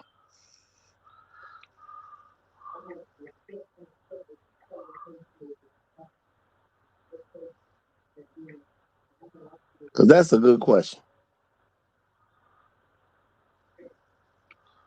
That I just want the answer for myself. Bill Cosby was Listen, born July 12th, 1937. Therefore, in 1972, he turned 35 years old. Okay, so that's how old Bill Cosby was. All right, and the lady, what, 3 years younger than him? So that's going to put her about 30, 32-ish, you know what I'm saying? 31 is the least. When 31, they, 32. you know what I'm saying? So she's 31 Okay. years old and she a waitress. Okay. She's 31 and she's a waitress. And that's She's the an official woman loser twice. that's the woman that Bill Cosby wanna drug. The 31 the 31-year-old waitress is who Bill Cosby wants to drug so he can have his way with her. I don't know if that sounds right to you. Man, come on. That don't sound right. That's like taking advantage of Laverne and Shirley, man. Come on, man. No, Joe, I mean, come on. I mean, it's a 31-year-old white woman. Who don't want that? Who don't want Man, a 31-year-old she white woman? borderline MILF. She's You a know? MILF going No, into MILF stage. I'm saying, who on the internet right now? Who on the internet right now ain't asking for a 31-year-old white woman? Who not asking for that? Well, And anybody who don't yeah. know, I'm being extremely sarcastic because what you are not going to find is anyone on the internet looking for a 31-year-old white woman. You ain't about to find nobody asking for that. And that's real talk. And it's hard to say nobody, but you ain't finna find nobody asking for no 31-year-old white woman. No. The man with no legs is the man with no legs. He's asking for the 31-year-old white I woman. don't even think he want a 31-year-old white woman. If you can find a guy with no legs, I seriously doubt he want a 31-year-old white woman. Yeah, I'm gonna I ain't find one trying today, to. Roger, to ask him. I'm I gonna ain't go. trying I'm in the to. neighborhood where I see a couple. I'm not saying nothing about a 31-year-old white woman, but that's a consolation prize. Now, ain't nobody looking for no 31-year-old. You know, you might have met a 23-year-old white woman, and eventually she became 31, Mm-hmm. and it's cool. But ain't nobody looking for no 31-year-old white woman. But let me slow down Mm-hmm. because Bronk just then came up, so I'm gonna let Bronk get the flow. Bronk, you got it, my brother. maybe you can make heads or tails of this. Maybe you can. Yeah. What up, Roger? What's happening? Man, so just this whole thing and seeing it transpire, man, and play out the way it's playing out, it's really infuriating me, right? And if you just dig a little bit deeper, Bill Cosby has been in the game a very long time. I mean, I think he started his career like way back in 1961. Don't quote me, but it's pretty early. I think about like 7 years into his career, he actually was offered a deal by Warner Brothers, but he turned that down. It was like a 5 year, $3.5 million TV deal that they were trying to do with him. He turned it down. That's like the equivalent of about $33 million today. So he actually went on to try to, take the more independent route, and he actually ended up working with a production company called, I believe, is it Carsey Warner? Yeah, Carsey Warner, and they're like a big independent production company. I think they brought us Roseanne, that 70 show, and also the Cosby show as well. But they really don't associate themselves. They really don't associate themselves with the bigger studios out there. They are really big about their independence, right? So I'm thinking that's probably a better deal for a lot of actors that were coming up in that time to work with a more independent production company. Now, I'm pretty sure he soured grapes with Warner Brothers when he turned down their deal, because they lost a lot of money from not having Bill Cosby on their fleet. I personally don't think that these people let those kind of things die hard. All right. I think this kind of cuts deep for a lot of those old school productions companies when you have these successful black men who are rejecting them to do business elsewhere. Right.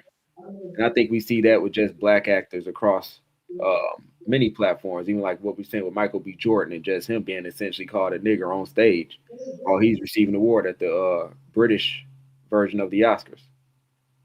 So I'm looking into that, man. I'm looking to the fact that Bill Cosby's son, Ennis, died under some very controversial circumstances. I believe he was coming home one night, tire blew out, pulls over on a off the interstate, starts to change the tire, calls his girlfriend. Girlfriend pulls up to, I guess, turn on her headlight so he can have vision to change the tire.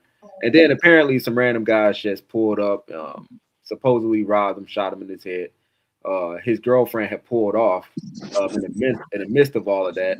This is Bill Cosby's son. Well, let's keep in mind, they say he was robbed, but he wasn't actually robbed. Yeah, he had a Rolex on his wrist and $60 in his pocket. Yeah, he still had money and the Rolex. Who don't take the Rolex or the money?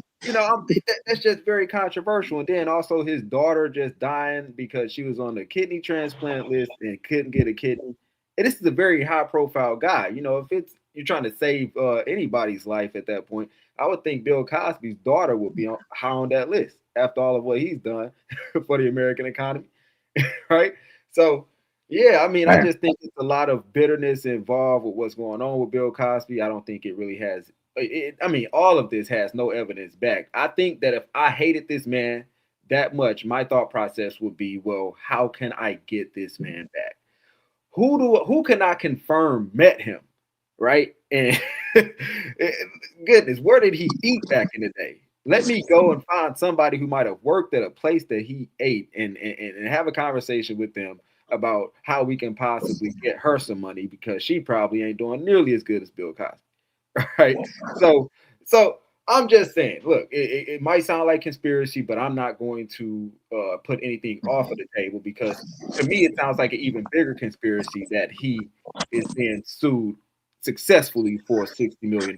So, well, I'm gonna say there is no conspiracy to some lawyers deciding, hey, we can get some free money off Bill. We just got to find somebody he came into contact with. Exactly. So you just do some research. You don't need no conspiracy for this. You just need a lawyer. Mm-hmm. Let's just research what's going on in Bill Cosby's life and just find some random white woman who came into contact with Bill Cosby, and let's sue. Why do I say find a random white woman? Because you're gonna sue. And the standard thing amongst lawyers, to my understanding, is if they don't charge you, if they win the case, you give them a third of what you win. So let's go after a third of what we can get from Bill Cosby. That's a good payday. it's worth the effort at the end of the day.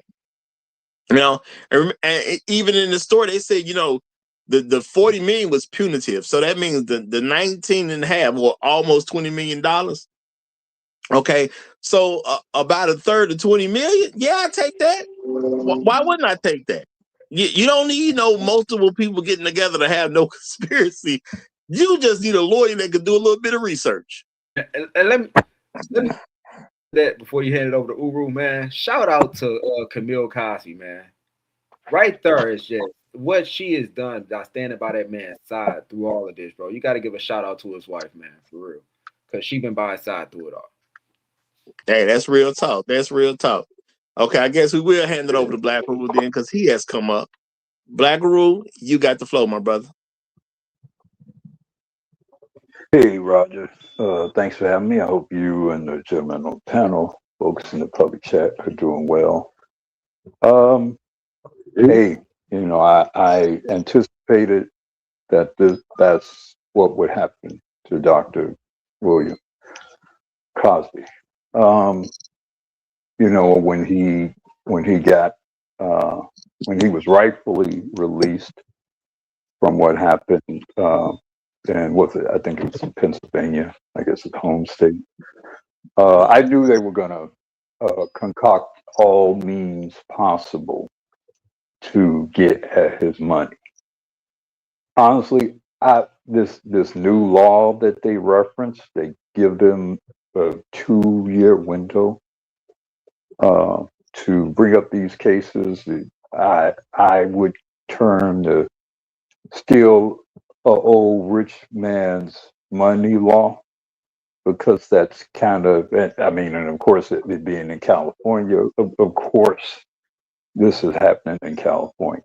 And yeah, I can do a lot of shitting on California, but this is a prime example of this. I mean, I wouldn't be surprised, frankly, if the state didn't get together specifically to write that law specifically to take Bill Cosby's money. In fact, if I had to bet on it, I would bet that there was a whole orchestration involving the state legislature, the judiciary, any people involved in that system. Oh yeah, we're going to get Bill Cosby's money, and this is how we're all going to work together to do it. Now, he said something interesting about his money. He said they alluded to him being worth about $120-some million.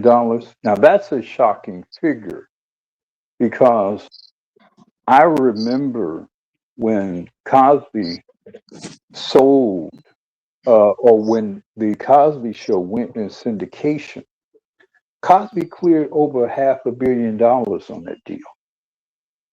So from him to go, and this was, what, 30 years ago? So for him to go from being, you know, instantly worth, you know, close to $1 billion to being now supposedly worth only $120 million, that's what happens to a black man when they want to come at you. They have been stealing and grabbing at everything, and he I mean, how many tens of millions of dollars has he had to spend to defend himself? How much money has he lost in myriad business opportunities? What would have been extremely lucrative business opportunities he's lost over I guess the last couple of decades at least. So, I would just go on and on. I guess in this opening statement, I'm going to tie it off there, but I'll just end it with saying, sadly, I am not surprised. Well, I do believe the plan is to get as much of that money out of his hands before he dies. And if he got anything left, to put black folks in a position that we're too indignant to accept the money. he may send something to some colleges or whatever the case is, but you want to make black people But who in no, charge. but understand what think about it, you because you're not thinking about it as a husband and father would. You're basically stealing the legacy that he would have been able to leave to his family. Cosby had, sadly, at one point, 5 children. Two of them preceded him in death. In fact, one of his daughters, died while vigorously defending him. She had some kind of chronic illness, and I think what happened to her father is what accelerated her demise. So this is not just about crushing Cosby. It's about destroying his whole family legacy. If you take, I mean, they reference to possibly taking half of the money this guy presumably has. They said he's worth 120 million. They get ready to take what, 60 million? Yep. So, I mean, this is about obliterating his family legacy, his primary familial legacy, birth family, any people connected to him, any people still dependent on him, business wise or economic. This is about taking everything from all of them on some shit that happened when 80 some percent of the people who listen to this story weren't even born. That's how crazy this story is. Yeah, I do agree with you that they want every dime of it. They want every dime they got, and I believe they're gonna keep going with this, and they're gonna push for probably another 3 cases about to pop out that he's gonna have to quote unquote defend himself on, spend more money on, because a lot of people don't think about how much money you have to spend for stuff like this. So if all the money goes to the lawyers, there's there will be no generational wealth. That's the whole thing. There will be none. And I was just Googling. They said up to one point, Bill Cosby was estimated at $300 to $400 million. Mm-hmm. Yep. So if you made it to about 400 million, and it says he down to about 128 now, and a lot of his money was coming from the syndication of the Cosby Show, which that has been an issue where people don't want to put the Cosby Show out there in syndication. So they coming to all the new money by doing that, and they be getting all the old money by making him pay all these lawyers and whatnot, and then possibly have to pay out some victims. So I'm gonna estimate it's gonna be at least another 3 women that they finna go at him with to try to clear up the rest of that money. It's a strategy. If you look at me, I don't. Go ahead, Black Rule. I don't know how he defends himself. Look, if a woman can successfully get a charge against you for something that happened in 1972, I mean, how do you even prove that you all were ever even in the same room together in 1992? If you could win a case with such a slim shot threshold of evidence and proof, there's no way he could defend himself against anybody who has a decent story. Who had no? I mean, I don't know how he.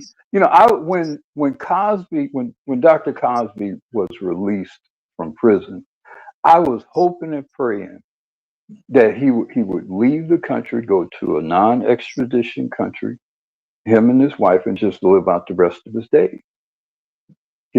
I mean, I wish he had done that, because he's almost 90 years old. He's non-ambulatory now. He is virtually, if not really, blind now.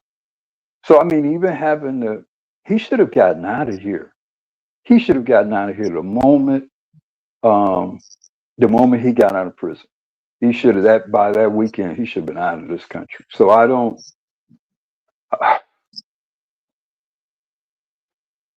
But sorry for interrupting you, brother. No, I mean you make a great point. Honestly, I was going to say that it just seems like a very strategic move. to just destroy this man's legacy and what he's trying to build here, what he's trying to leave behind to his family for them to build upon, right? This is a man who I think, but back in the '90s, actually had serious talks with purchasing NBC from General Electric. Okay, you're talking about one of the biggest Fortune 500 American companies selling a huge stake of what drives them millions, even billions of revenue on their bottom line.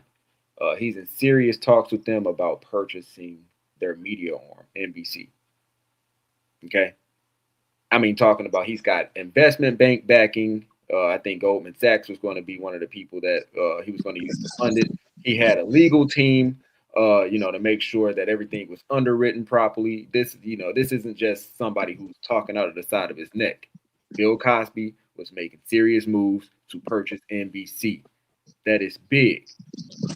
That is big for Black America, even, right? You talk about the fleet of Black actors that could come up under Bill Cosby because he's giving them roles on shows that's backed with TV deals and he has ownership of this company. Oh my goodness. So I'm looking at it from an angle of this is a very powerful man, right? And they're just essentially trying to tie up a lot of his resources in fighting false legal claims so that he can't essentially secure the rest of his legacy. Well, the thing is, to me, is very simple math. We don't want no Black men to die, be successful, and everything's good with him. So we got to get the money out of his hands. And this is just the way we done chose to do it. And as Black Group was talking about that law, it would not be the first time white people got together to make a law for a specific Black man, a la Jack Johnson. So this wouldn't be the first time they did something like that. And I'm pretty sure he was the driving reason for that. And I'm gonna say shout out to MJ the second. Oh, excuse me, MJD the second. He say Black Guru stole my tricycle in 1970. We going to court, buddy. Now he's saying this as a joke, but I think the main thing here is that this basically what happened to Bill Cosby. A lady just literally said he stole her tricycle, but it happened in 1970. So I don't have to corroborate that it actually happened. I just need to be able to tell a story that it happened. And so if I can tell you a good story, reward me anyway. Now, who is this getting set up to be used for? Because I guarantee you, I don't care what people talking about how they trying to fix this or fix that. This is for Black men. Y'all really think they're going to use all this to go back and sue white men and take tens of millions of dollars for it? This is literally for Black men. You think they're going y'all think they're going to go after Oprah's fortune? No, they not. Oprah playing ball. Oprah ain't had no kids. Oprah going to have to, quote unquote, give her money away. They ain't going to have to go after Oprah's fortune. But there have been some white men who have been Me Too, have been rather famously Me Too. One of the more interesting ones has involved same sex, who was similarly ruined. Kevin Spacey, the great actor Kevin Spacey. So it would not at all surprise me, because that incident occurred like 30 some years ago, where he was accused of fondling some then I guess was a boy, 17 or whatever years old. So it would not surprise me that the white men who have already been Me Too, it wouldn't surprise me if they also end up getting some of their money taken too. But will it disproportionately affect white men, especially wealthy? Black men, especially wealthy Black men. Sure. And it'd be interesting to see the jurisdictional aspects of this, because will it be essentially any Black man who has even just like visited California, don't necessarily have California as their prime residence, but they're in the entertainment business. For example, why wouldn't, let's say, Sean Combs end up caught up in something? something that supposedly happened in the 90s or the 2000s when he was in his heyday, and some retired skeezer came up, white skeezer came up and claimed that he grabbed her up and whatever, especially coming off his recent I guess convictions or whatever in New York. I mean, it's kind of an easy, very easy scenario they put together to steal money from men. Very easy. If I'm a wealthy and especially well-known wealthy man, particularly based in California and or has done a lot of business over the years in California, oh man, well, at the very least, I'm having several meetings with my attorneys right now to see what my vulnerabilities are. Yeah. Well, if you could just make up a story, they all vulnerable. Just throwing that out there. Shout out to Landon. He said the idea that a black man was sexually assaulting white women en masse in the 60s is fantasy at worst and science fiction at best. And I'm gonna have to just agree with that. I'm gonna have to just agree with that, because to me, it's just a fantasy, man. There is no way in the world that a black man could do this stuff. Then a white woman goes to white men, says this stuff is done, and nobody's gonna take us seriously. That's just not our America. You know, now I said I love America, but I understand America got problems. That's not the America I love. They're doing some real revisionist history here. Look, I was still very young, but I'm old enough to remember the 70s.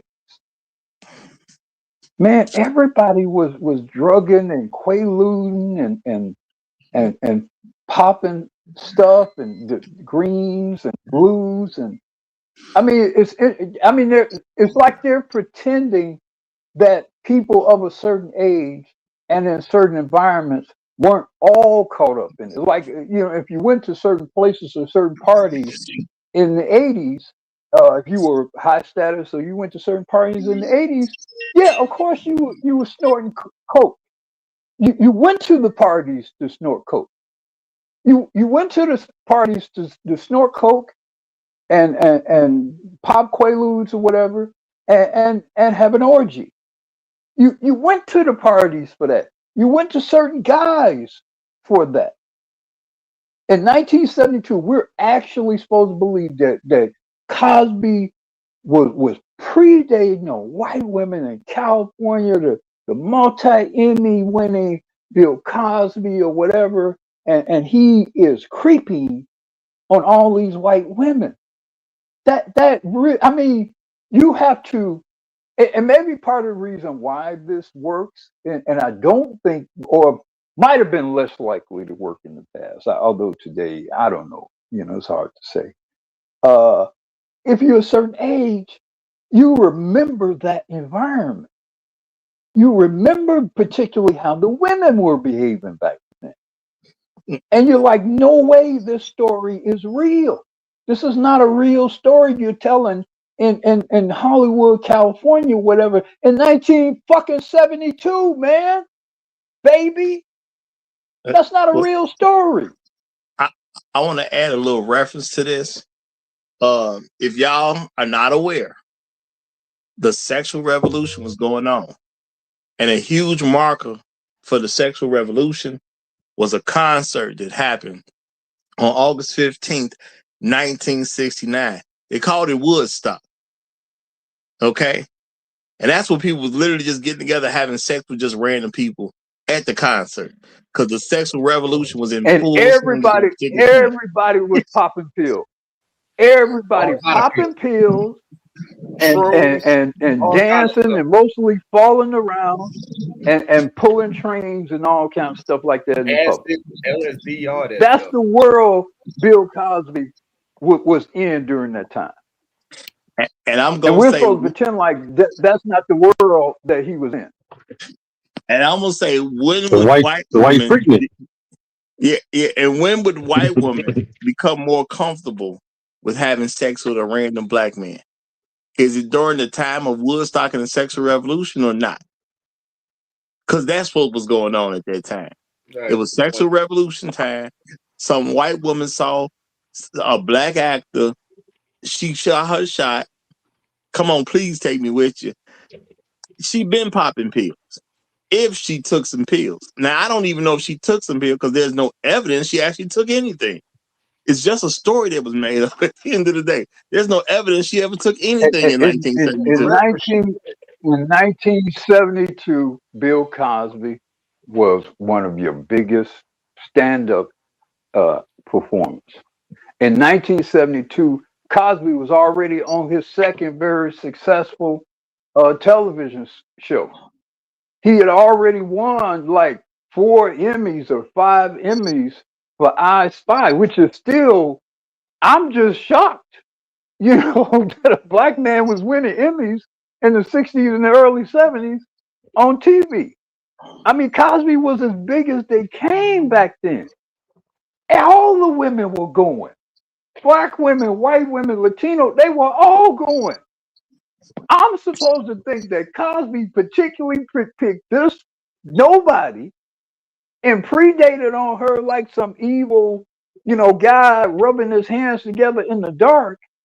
I mean, they have really taken liberties with reality here. That's just how much they want to steal this man's money. And I'm gonna read this super chat, but I'm gonna acknowledge that this is like them telling us that Dave Chappelle predated on about 60 white women in 2020. Somewhere between 2023 and 2026. I mean, you saying it, Roger. If I'm Dave, I might be concerned about some white woman I felt up on in 2000 and whatever at some bar or something in LA. I might feel, in light of this, I might feel concerned about that. No, I think any black male celebrity should have some concern at the end of the day. But the thing is, am I going to believe that some white woman is trying to convince Dave? Can she go where Dave is going? Or do I believe Dave needs to drug some white woman to go where he wants them to go? No, I think she got to convince Dave to go wherever Dave happens to be going. And that's just real talk. Now, shout out to Turkish Tyrone. He said, brothers, Bill Cosby showed out on black people at Howard for the very people who are now devastating him. Classic case, happened to Don Lemon, Tiffany Cross, etc. I'm not going to agree with that. I don't think he did anything for white folks. I think everything Bill Cosby did was for the betterment of black people. Now, we may have felt some type of way that Bill Cosby said certain things to black people, but I don't see Bill Cosby doing anything for anybody other than us. And I think that's one of the main reasons they're trying to kill us. What Bill Cosby was doing was what a lot of older black men do. They get to a certain point, they start to lose some degree of, and I'm sure I do it probably here on this channel very often, where you don't care as much about regulating. Maybe you're less capable of doing it, and you're less motivated to do it. And Cosby saw the slide. He saw or was seeing a tremendous slide. And by the way, he saw the slide that we complain about every day. He just saw it from the perspective of an older man with more vision about the direction in which we were going. And he had the nerve to publicly speak about it. And he did so in a not so nice way. And it was shocking to a lot of people because it was in stark contrast to the personality that we knew of him on television. I think that was the biggest reason why a lot of people were like, whoa, I think ironically, his fame and his image worked against him because he was still supposed to always be the cuddly Heathcliff Huxtable. Right. And I want to say shout out. Yeah, and shout out to Joe's. He says they're slowly working Cosby into this idea that he was some sort of kingpin. You know what? I got to agree to that. They are presenting it like he was some sort of kingpin, even though he didn't have no organization behind him. Next thing we know, he gonna be up on RICO charges, by himself, like like other brothers. But I do Epstein think, files. Yeah. yeah, we got to remember the honest goal, which I said when Bill Cosby first hit the news about this stuff. The honest goal is to make sure he cannot give generational wealth to his people. Yeah, Roger, I'm glad that you pointed out just the era that the time frame, what was going on in that era that she said that this happened to her, that the sexual revolution being in full swing. I'm glad you pointed that out because the lady literally said that when she got in the car, Bill Cosby gave her a pill that she thought was an aspirin. Now, come on now. Yeah. The story would have been a lot Yeah. more believable if she said, "I thought it was maybe a cocaine pill, or I thought it was maybe a ecstasy pill of some sort." Aspirin though, in that time frame, in that era, come on now, Lord have mercy. Yeah. Yeah. I mean, also we got to always remember what time people are saying it happened and what it was like in that particular moment. And shout out to 3000 GT Atlanta. Glad to see the super sticker, brother. Glad to see the super sticker, and glad to see your name. Glad to see your name. Real talk. Welcome back. Welcome back. Welcome back. Yes. Now my thing is, I don't Look. believe nothing In about some this. environments back then, you can walk into somebody's house, and there would be assortments of drugs on the coffee table. Man, I mean, in some environments, particularly, those kind of environments, Hollywood, you pass drugs around like you pass handshakes and hugs around. Everybody was on something, trying something. Try this, try that. I got the new stuff, in Hollywood in particular, in the entertainment business, in the 60s and the 70s. Everybody was high, baby. I mean, they are literally pretending like shit didn't happen historically in this country. That's just how evil and corrupt that whole system is. And like I say, I do believe I think that the state orchestrated that whole thing specifically to get Bill Cosby. Not just to get old black men or whatever. I think they did it specifically. I think it was all coordinated. The timing of it, everything was all coordinated to get Bill Cosby. Yeah.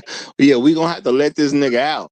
But as soon as we let this nigga out, we coming at him like this. So I'm pretty sure the same thing. Again, this would not be the first time a law was created for a specific black man. It won't be the first time. And I'm gonna say shout out to Sirius Ra. He said Cosby poured money into public television in the late 60s and early 70s. And I'm gonna say he paying the price for it right now. This is part of the price he had to pay to do that. A lot of people forget every reaction is not a right away reaction. Sometimes you let stuff sit and marinate for a while, and you do it at a different time when you get yourself in a better position. Pac had a famous line. You know what I'm saying on I think it was that Machiavelli CD. He said, you somebody told me you got to go to war when you get your money right. Now I got my money right. Sometimes it's just about your opposition getting their money right too, so they can come after you. Yeah, he poured money into public television back in the 60s and 70s, but they wasn't ready to go after him then. They just ready to go after him now. I think when he tried to do that NBC thing to certain people, some of them wear small hats. He flew too close to the sun. I think that's what happened there. Yeah, from their perspective. Now, Shark Sims has come up, so I'm gonna go ahead and give Shark the mic. Shark, you got it, my brother. Go ahead. Hey, what's up, fellas? Happy Monday. Happy Monday, brother. Monday, so. I'm gonna come at this from a different angle. This is the reason women are running around talking about why men no longer approach him. Why men don't want to go out on dates? Why men don't want to smoke a blunt with us? Why men don't want to buy us a drink? Why men don't want to talk to us, period. It's because, ladies, when this stuff right here goes on, none of y'all are speaking up. This could be any man. See, Bill Cosby has money to fight it. But this can literally be any man doing good for himself in life. At any moment, you done bought this chick a drink at the bar and she could say you did anything. Like literally anything. And this is where stuff in society has gone. One reason we ain't messing with y'all is because y'all just don't know how to act. And the second reason is the law. Like anybody could be crucified for this right now. And this is crazy. Like no evidence on nothing. No police report on me being sexual, her being sexually harassed. She didn't go get any kind of tests done or nothing. But somehow this man got to pay all of this money for that. Men across the world are seeing this, and it's going to make men across the world say, you know what? I ain't trying to lose my PlayStation money. I'm gonna leave him alone. And this is what's happening. You literally be better off getting a prostitute. Yeah, and I'm saying, and I agree with you, and I'm saying, real talk is getting to a point. In order to have sex with a woman, you better put it on camera. Now I know women ain't gonna want to do that, but I'm just saying, realistically, look, girl, you're gonna have to come in. We're gonna have to do this at my crib on camera. I got the cameras already set up. Well, I don't want to do it on camera. You might put it on the internet, baby. Only way I can down with you. We're gonna have to do it on camera. You're gonna have to consent on camera. You're gonna have to tell everybody. We can't just get on camera and start doing it. No, you got to I tell don't people even it's think cool. in AI world, I don't even know if the camera works anymore. You're gonna have to take her to you're gonna have to take her to a swingers club where everybody is witnessing her say yes. Sir, there is a porn star that got sued by another female porn star for allegedly being too rough after the fact. Wow. Even the cameras don't work, bro. After the That's fact, what's crazy. Wow. break that down for us. Reset. After the fact, so he hit it backstage or something Yes. like what? Told No, her no, back. no, No, no. no, no, no, no, no, no, no, After no. the act is already This, done. All copy. bro, this was filmed. They did all the shot scenes, blah blah blah. She got paid, and after the fact, after all of that, she later sued this guy, saying that he was too rough with her. Wow. Tore that Did Berlin she Wall win? down. Did she win? I don't know. I didn't follow it up, but he's very famous But in that world. Isn't he a black male porn star? Yes, yes, I, I, Isn't the alleged victim not black? yes. Wow. Yep. I mean Yep. that was a. I'm gonna just say that was a rather easy guess when you look at the No, conditions. What's going on out there? I saw him talk about that. Now this guy had been in the Yes, business. I mean, he's rather famous. Been in the business 30 some years. So if this guy yes, was a monster, Yeah. that shit would have come out a long time ago. Mm-hmm. yes. Long time ago. But the fact is, because he's a black man, in their eyes, he's still a nigga. And I know Now, there's been some people who say, Roger, I don't know why you keep saying nigga like that. I'm trying to get y'all to realize how you really seen out here. Man. I don't care what yeah, you how you accomplish. view. You still a nigga to them. Now I'm gonna say shout out If I real can quick. quickly, I wanted to touch on something. But Go let me ahead. read the super chat real quick, Black Rule, then you got it. Shout out to Barefoot Becky from Arkansas. He says consent is sexy. Serious Rob, please don't say that stuff.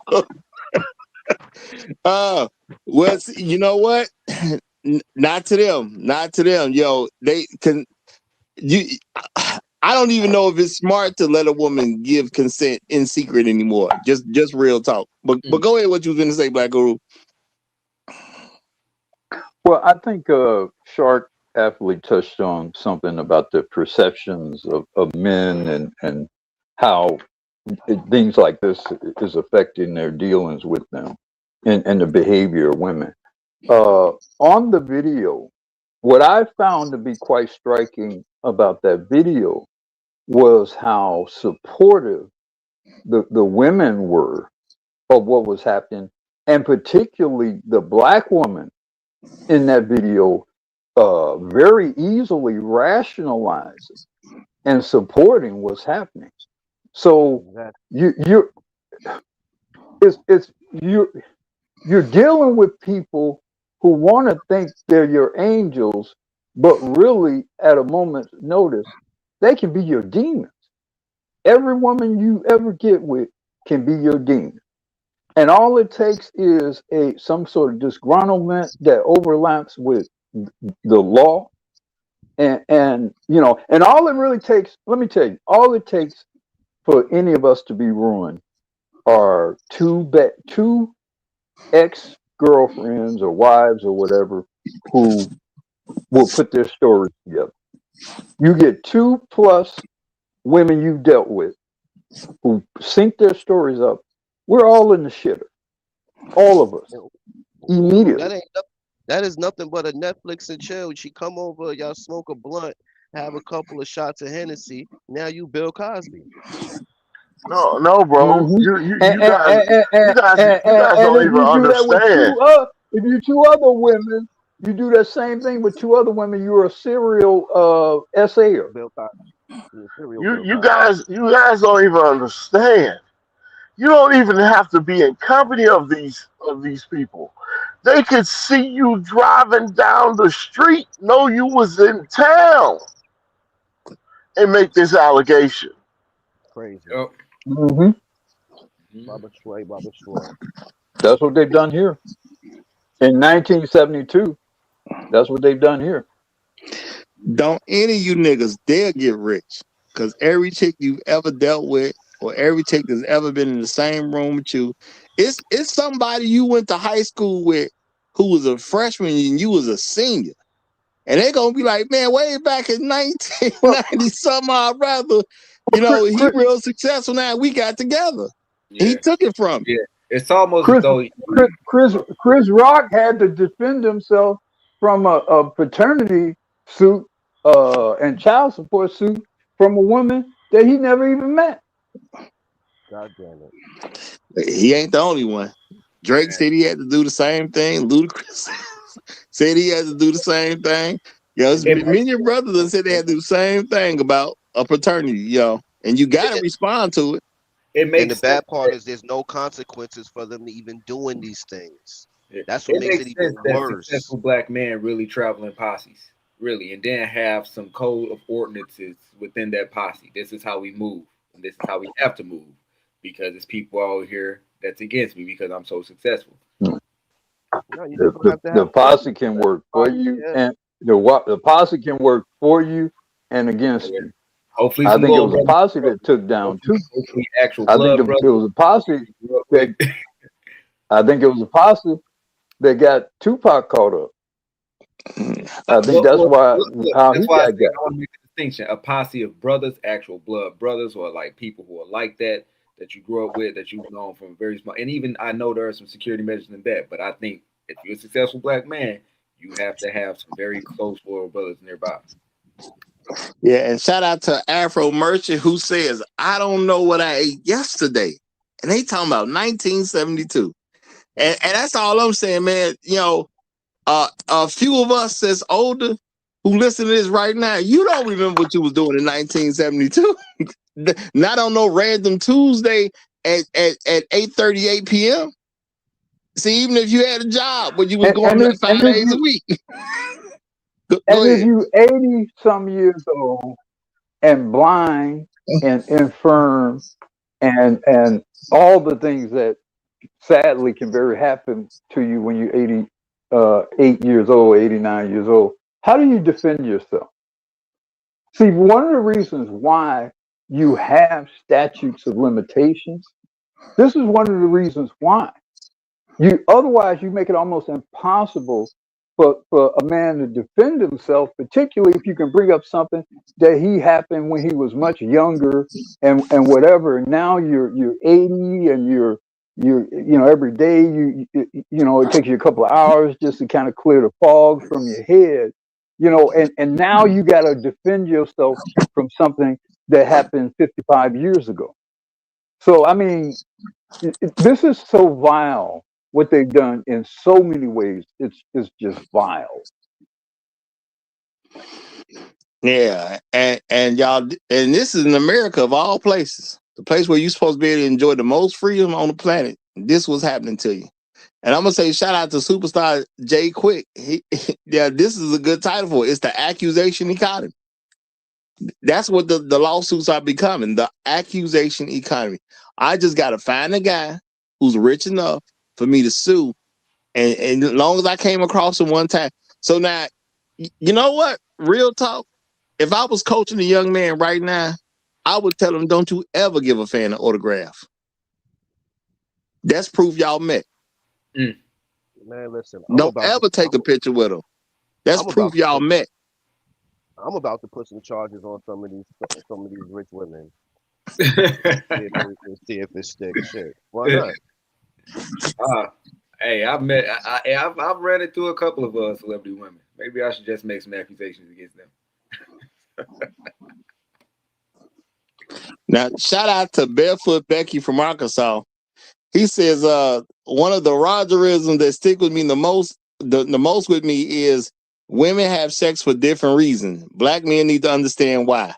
I think that one quote applies here. Oh, absolutely. Absolutely.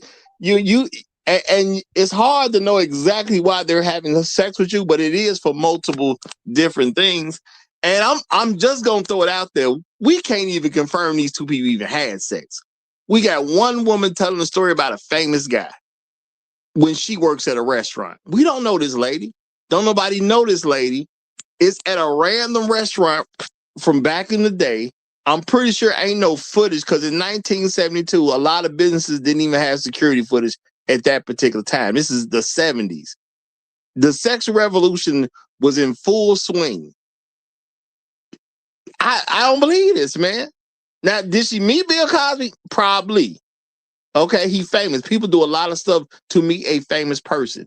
People, take off of work so they can meet a famous person. I understand there's a lot of stuff that happens so you can meet a famous person. But in this day and age, as a black man, it seems like it's better. And see, it puts black men in a bad spot because if you get famous, you want to respect the fans and you want to show the fans some love. But can I take a picture with somebody and I'm a famous black man? And how do I know this picture that we taking right now in 2052, this might come back on me. I could take a picture with you today in 2026, 26 years down the road, and in 2052, this might turn into an issue against me. And now they can prove we met. Can't get nobody no autograph. And I know that sounds small, y'all, but think about it. It's 2026 now. What if it's 30 years later? And now it's 2056. And now they can say you had sex with them. Well, can y'all prove you had sex? Well, we did meet back in 2026. I even got a picture, and it's dated from that date. I uploaded it to the internet right away. We together right here. The smartest man in the Me Too era was Russell Simmons. At the moment this shit started going down, he grabbed the bag, he grabbed the grip, and got the fuck up out of here. He got the fuck up out of here. He know he had been partying all through the 80s and the 90s with the supermodels and everything. He know his time was coming. He got the hell up out of here. I mean, he definitely was a big fish during that time because he wanted when you think about rap, hip hop, and all that, he wanted the big fish. So of course you take him out. So that's just being real. Not saying he did anything wrong. It's just he wanted the big fish. He had to leave. And shout out to Kunguru who said, "Crackhead who stole my car radio in 2004 is now a famous rapper. I'm finna get paid." And that's how simple it is. And guess what? He don't actually have to steal the radio out your car. If that nigga used to live on your block before he was famous, that nigga lived 2 doors down the street. Now you can say he did something. And watch what I tell y'all. There's gonna be some woman at some point who used to live close to somebody who got famous. And she gonna, well, 30 years ago, we had sex. He used to live 2 doors down from me. Well, I didn't have no footage because it was at my mama's house. It wasn't even my house at the time. I was still living with my mama. Heck, I was only 17 at the time, and he was 22. Damn. We opening up a real Pandora's box here. Now, how do you prove you never touched this 17-year-old when you was 22? Because you happened to get famous, and she lived 2 doors down from you. You didn't even know this chick name. That's called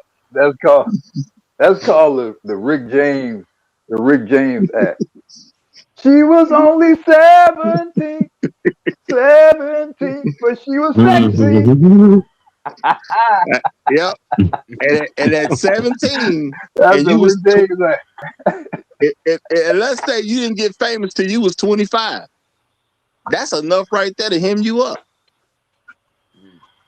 That's enough right there for you to go out and make, maybe you go out there and you made $53 million. But that nigga used to live on my block. So that's my $53 million he making. You should just about abolish the civil courts altogether, because the civil courts is what makes stuff like this possible to begin with. This man is not even really, he's not even on a criminal case here. It's all just he say, she say. Well, it's not, the court isn't the primary villain. The legislature is the primary villain, because you can't do this without the legislature first making it legal. Now, the judges have a lot of power once it becomes legal, and then they, obviously they have control over what goes on in their court. But like I said, to me, what happens here was a conspiracy of the legislature. Some powerful people got a hold of the state legislator, a powerful state legislator, and said, we want to take this guy out. We got cash of women who we can use against him. So, you guys got a year or so to put this through your system, find some sympathetic feminist women in California. It ain't that difficult to do.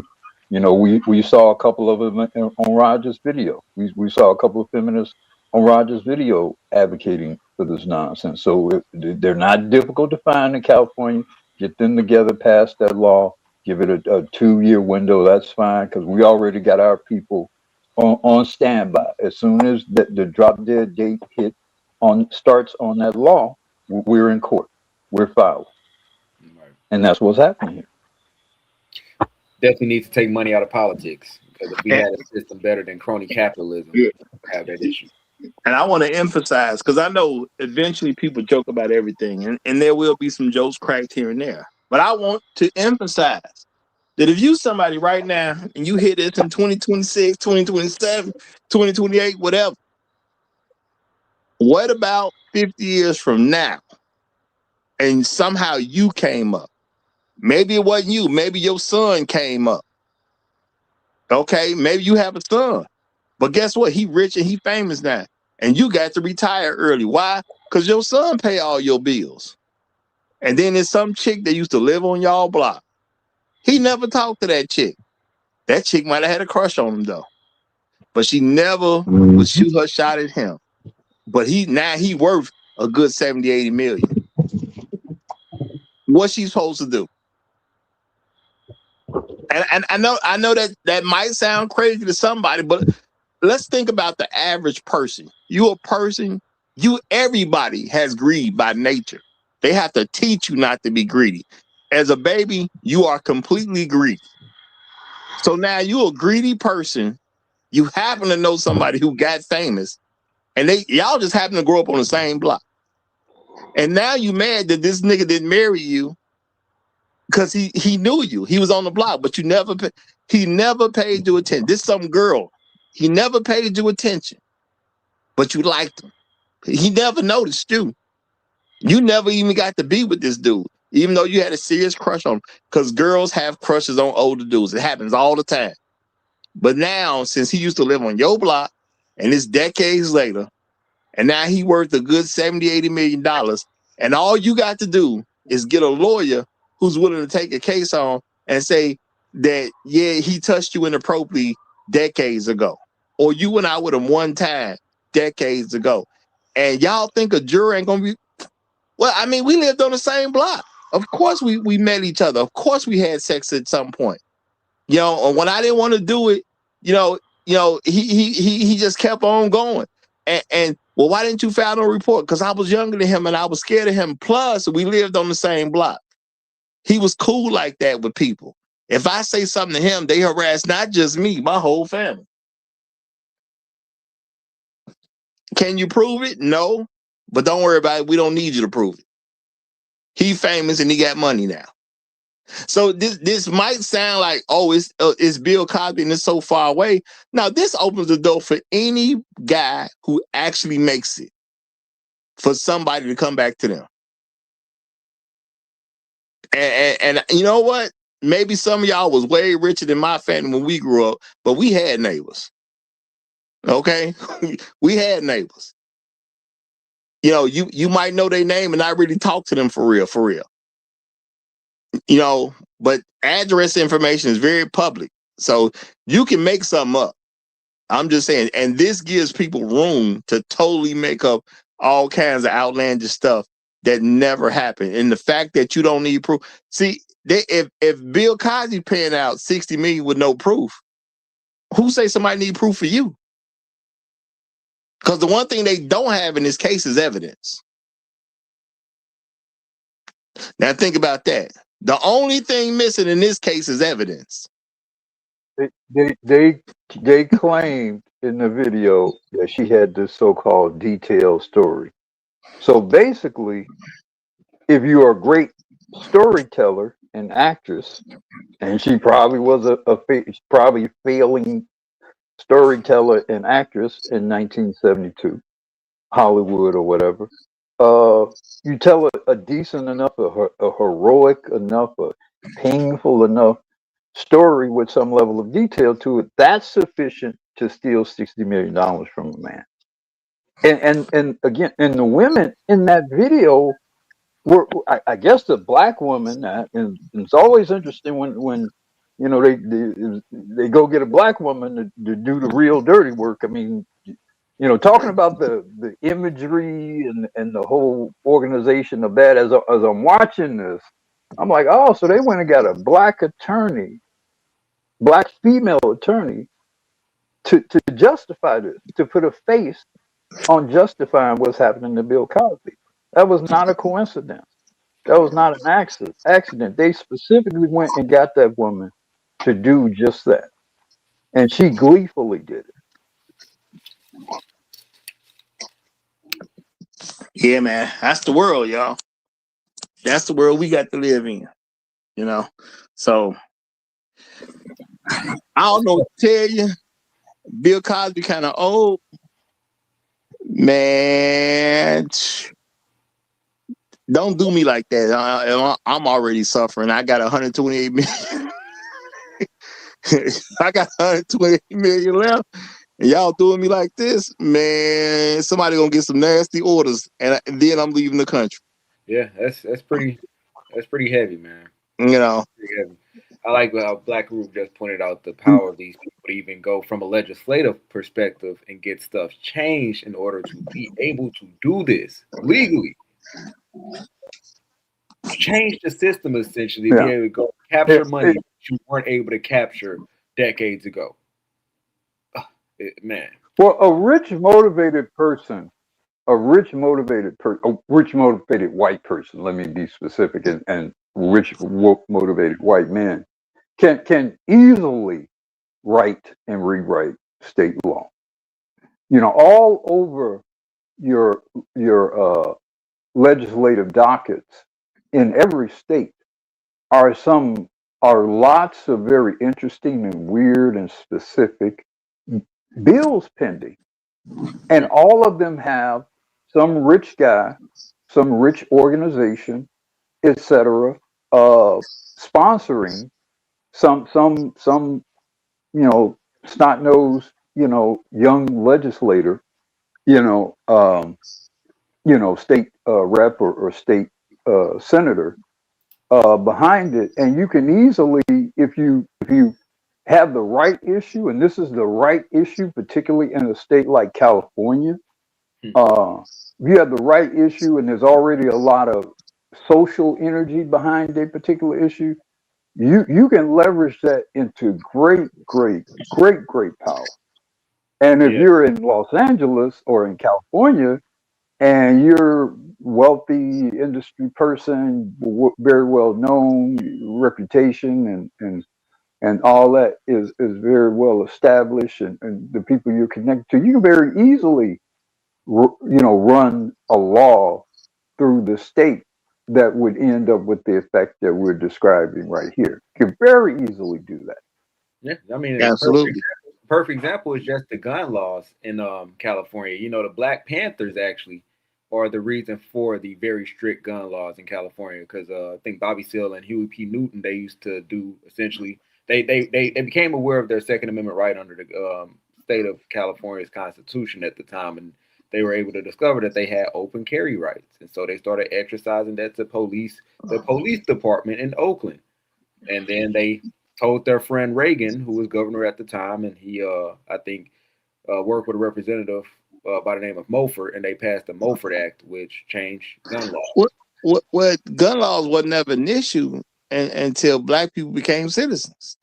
You got to think about that. They wasn't an issue. You know what I'm saying? When it was just the Constitution, it was fine. But once them niggas became citizens, ever since then, that's when you started having stuff about gun laws. And I'm gonna say shout out to Turkish Tyrone. He say, "Don't get me wrong, brothers. This is pure anti-black misandry. I don't like it. Look at Bill Cosby versus guys like Bill Gates, I guess, recently exposed in certain recently exposed in certain files. Okay, I guess he probably was talking about Bill Gates. I'm not sure. I'm just guessing, but I'm sure he meant Bill Gates. And I'm gonna say this, y'all. There are several bills associated with those files. One of them was recent president. Yeah, and I'm gonna say, y'all, this sounds bad. Do y'all understand? I could take a woman right now. I grab a random woman that just want to play ball and make some big money. And y'all know I could coach her. We go get us a lawyer. Now, y'all know I love Michael Jordan, right? I could coach her on what to say Michael Jordan sexually assaulted her. We just got to put it in 99-ish. Why 99? Because that was the year he didn't play. So he had that little gap between 99 and I think 2001. So now you got that little gap. We're going to play in that little gap. Okay? I know where he lived. When he was living in Chicago, that Chicago mansion. I know what a mansion is. You know what I'm saying? We come up with all kinds of stories about what happened in 99. Mike came. All we got to do is pick the right day when Mike was in town. You know what I'm saying? Let's look what he was doing in 99 when he had time on his hands. And we get some lawyer to do it, and then boom, now you got a case that needs to be responded to. Right. Why didn't she say nothing? Man, we from Chicago. We can't just come out and say Michael Jordan did anything. These people are killers. One of the biggest reasons why Mike has aptly done things quietly. Michael Jordan has done a lot of great things, but he's done them very quietly. He has not put his face on a lot of things. And one of the biggest reasons why he has not is because of what's happened to Cosby, what happened to Michael Jackson, Mike Tyson. So many, Prince, so many famous black men. Ironically, a lot of men who became famous, interestingly enough, in the 80s in particular. They got a lot of fame, a lot of wealth. They got a lot of acclaim. At some point, Cosby was considered to be America's favorite dad. You go to a grocer and you look in the magazine section, and Cosby would be all over white magazine covers. America's dad, America's favorite dad, all of that. And then a couple of decades later, he's America's supervillain. So it's a very Michael Jordan was very smart about not publicly connecting himself to certain things. Now, my suspicions are Mike backed certain things. He backed some Spike Lee joints and stuff like that quietly. Uh, but he smartly avoided giving those people material to target him in the way, sadly, that Bill Cosby has been targeted. Yeah. And that's a sad thing to think about when you got to think about what we even mean by being targeted. Him helping black people makes you a target, because Mike done definitely did some things, because I definitely done some research when he won his Living Legend Award. Shout out to him for also being a living legend on the Roger Report Live. Mike had did all kinds of stuff, but we just never really heard about it, and unfortunately it seemed like if you're going to be successful in America and be black, don't tell nobody. You can give out some stuff, but don't you tell nobody. If it come out, it's got to come out because somebody else said it about you. But you don't tell nobody that you helped anything that's gonna help a nigga. Well, it's a pattern if you think about it, where they will elevate they'll make you into a god, and then turn that god into a devil. If you look at what happened to Michael Jackson, Bill Cosby, Mike Tyson, think about all these famous black men were at the highest of highs in terms of fame and popularity and love and all of this, and then hit the lowest of lows in just a decade or so later. That couldn't have been a coincidence. That's an orchestration. That's a play. That's a script. Yeah. And I'm gonna say shout out to Mr. Sugar's You, because now he's saying it as a joke, y'all, but you gotta realize what they're opening up Pandora's box to be able to do. Now he's saying, I heard from a good source MJ was picking up McDonald's workers via the drive-through from 1982 to 1992. Now MJ done been at McDonald's. How many people could just claim, well, I worked at McDonald's and I worked at the one that was near his home. So he talked to me especially. Like it just opens up way too much for famous people. And I want people to remember, y'all, what you can do to a famous person, you can do to somebody who ain't famous. You just got a lot less money to deal with. If they can take 60 million from Bill Cosby, and that's enough to hurt that man. Now, what happens if they take 6,000 from you? Let me tell you what's horrible about this. We just got done talking about Michael B. Jordan. I wonder if his prom date is gonna sue him 50 years from now. I mean, that could happen. What I'm saying? This ridiculous type of stuff. Yeah. How many of us went to a prom or a high school dance or whatever? Now I got to get Mike to this lovely gentleman has just stepped up. Run, nigga, run is here. So I'm gonna let him go ahead and get the mic. Go ahead, my brother. Shout out to the brothers on the panel. Shout out to you, Roger. Shout out to the brothers in the chat. Special shout out to the niggas in the wilderness. And it's a sad day for the real niggas in Philadelphia. For Mr. Cosby, Dr. Cosby, if you can hear me, run, nigga, run. Don't pay shit. Don't pay a goddamn cent. Because you know what is diabolical? I can't remember what I did 2 hours ago, let alone 50, 56 years. And on top of that, if an 80-year-old woman gonna be that detailed about something that happened 56 years ago, I know her ass is lying because, first of all, old people ain't coherent like that. They always on some tangent bullshit. So if her old ass is that lucid about something that happened 50 years ago on top of that, you are quote unquote under some narcotic. Come on. What are we doing today? Right? Is this Harry Potter hour?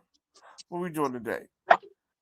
Then on top of that, I mean, look, I understand this is the move, right? This is the move that has always existed. From Jack Johnson to now Bill Cosby, right? You don't let niggas die with money because you don't want them to pass it on. I get it, right?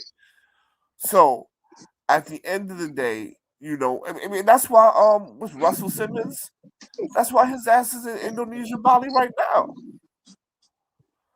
Because the same stuff.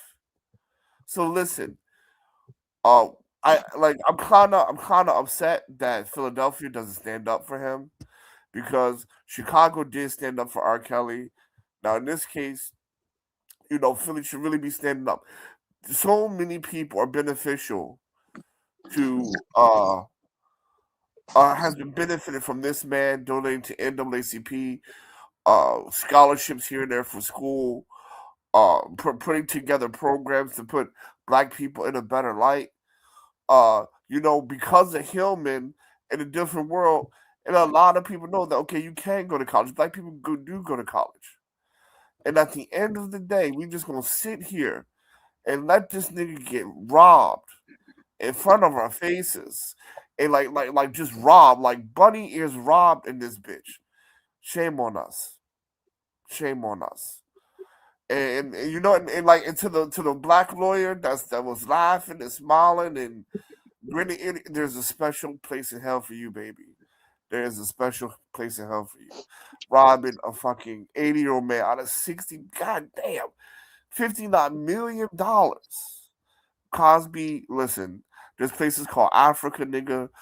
Run and get yourself some lion cloth and run through the fucking wilderness and shit and just disappear. But don't pay these motherfuckers. Not pass the mic on that. Yeah, now I'm gonna say you made a very good point about memory. Because I'm gonna say this, y'all. Let's be realistic. I'm pretty sure most of us had one. I know everybody didn't go to college, but most of us had a high school graduation.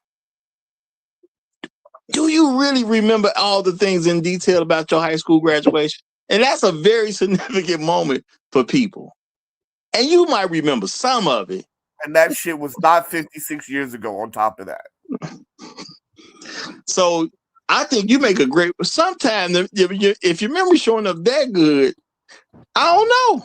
Sound like you just making stuff up. Exactly. And I don't want one last thing. I'm sorry. One last thing I want to say. I do remember my high school graduation. I want to let my plane real quick. And the absolute last thing that I know about America, this woman is white. 56 years ago, you gonna tell me white women were afraid to report niggas? No. I'll pass it by. All right. Before you go, Black Rule, shout out to No Placeholder. He said blatant theft and clear injustice, typical America. And I'm gonna second that. And I'm gonna say this, y'all. We had a party, man. High school graduate, we had a party. I can't even remember who else it was at. And that's just real talk. You know what I'm saying? Our high school grad, we had a party. I remember certain things that happened at the party. I can't even remember who house we was at, man. Real talk. And it wasn't no 60 years ago. But go ahead, Black Guru. No, it's funny. I do remember my high school graduation and that evening very well. There was a lot of revelation that came up that evening. Women that, all of a sudden, I had the biggest crush on you. That often happened at a high school graduation, or something, or a collegiate graduation where people are going their separate ways. So they'll start revealing shit. that's why I remember getting hugged up and makeup up, where I remember having makeup all over my my gown. I remember a couple of girls trying to tongue me down. I remember my high school graduation very well. I remember some of it, but I don't remember I everything in remember it great detail. very well. I, Yeah, I I mean, remember it was it was very emotional and very like I say, we're going our separate ways. You're going to college, I'm going to the army. Yeah, I remember it very well, ironically. But yeah. I get your point. But But yeah. with that level of detail, that's a whole different story. Even the girls who, and I know that's significant to a guy when the girls say, "Well, I had a crush on you." You can't tell me the order that they told it to you in. You So, might remember the girls saying it, but you don't know the order they told it to you in. let You me Well, no, definitely don't because remember what at time a they certain said point, at a certain point, I started drinking, so things started to get kind of confused and so, foggy. let me ask you. I Let me started ask you drinking. two questions. Yeah. Let me ask you two questions. So, Yeah. question number one: the woman that hugged up when you gave you makeup all over your face. What color was her dress? Yeah. There you go. It was no. I remember it very well. It was a beautiful, form, fitting lavender dress. I remember that very well. Actually. Black Beautiful, Guru, Black beautiful Guru, dress. Black Guru, I could draw that dress. She was that. Black that Guru. fine in that Hold on, dress. Black Yeah, Guru. I yeah. apologize. Let me say this Mhm. before I ask that question. Let me say this. There's a black man on trial right now. So, Black Guru, do you remember the color of the dress of the woman that got makeup on you? I don't remember. I don't remember what city I was in. I don't remember. No, no. I don't I know. was I never met them. I never met look. that bitch.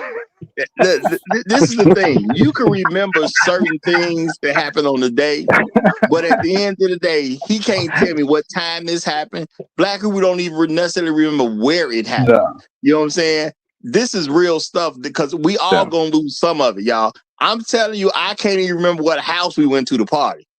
Well, I was there. I it, can't remember whose house and we it was don't at. really matter what it don't really matter what anyone claims to remember.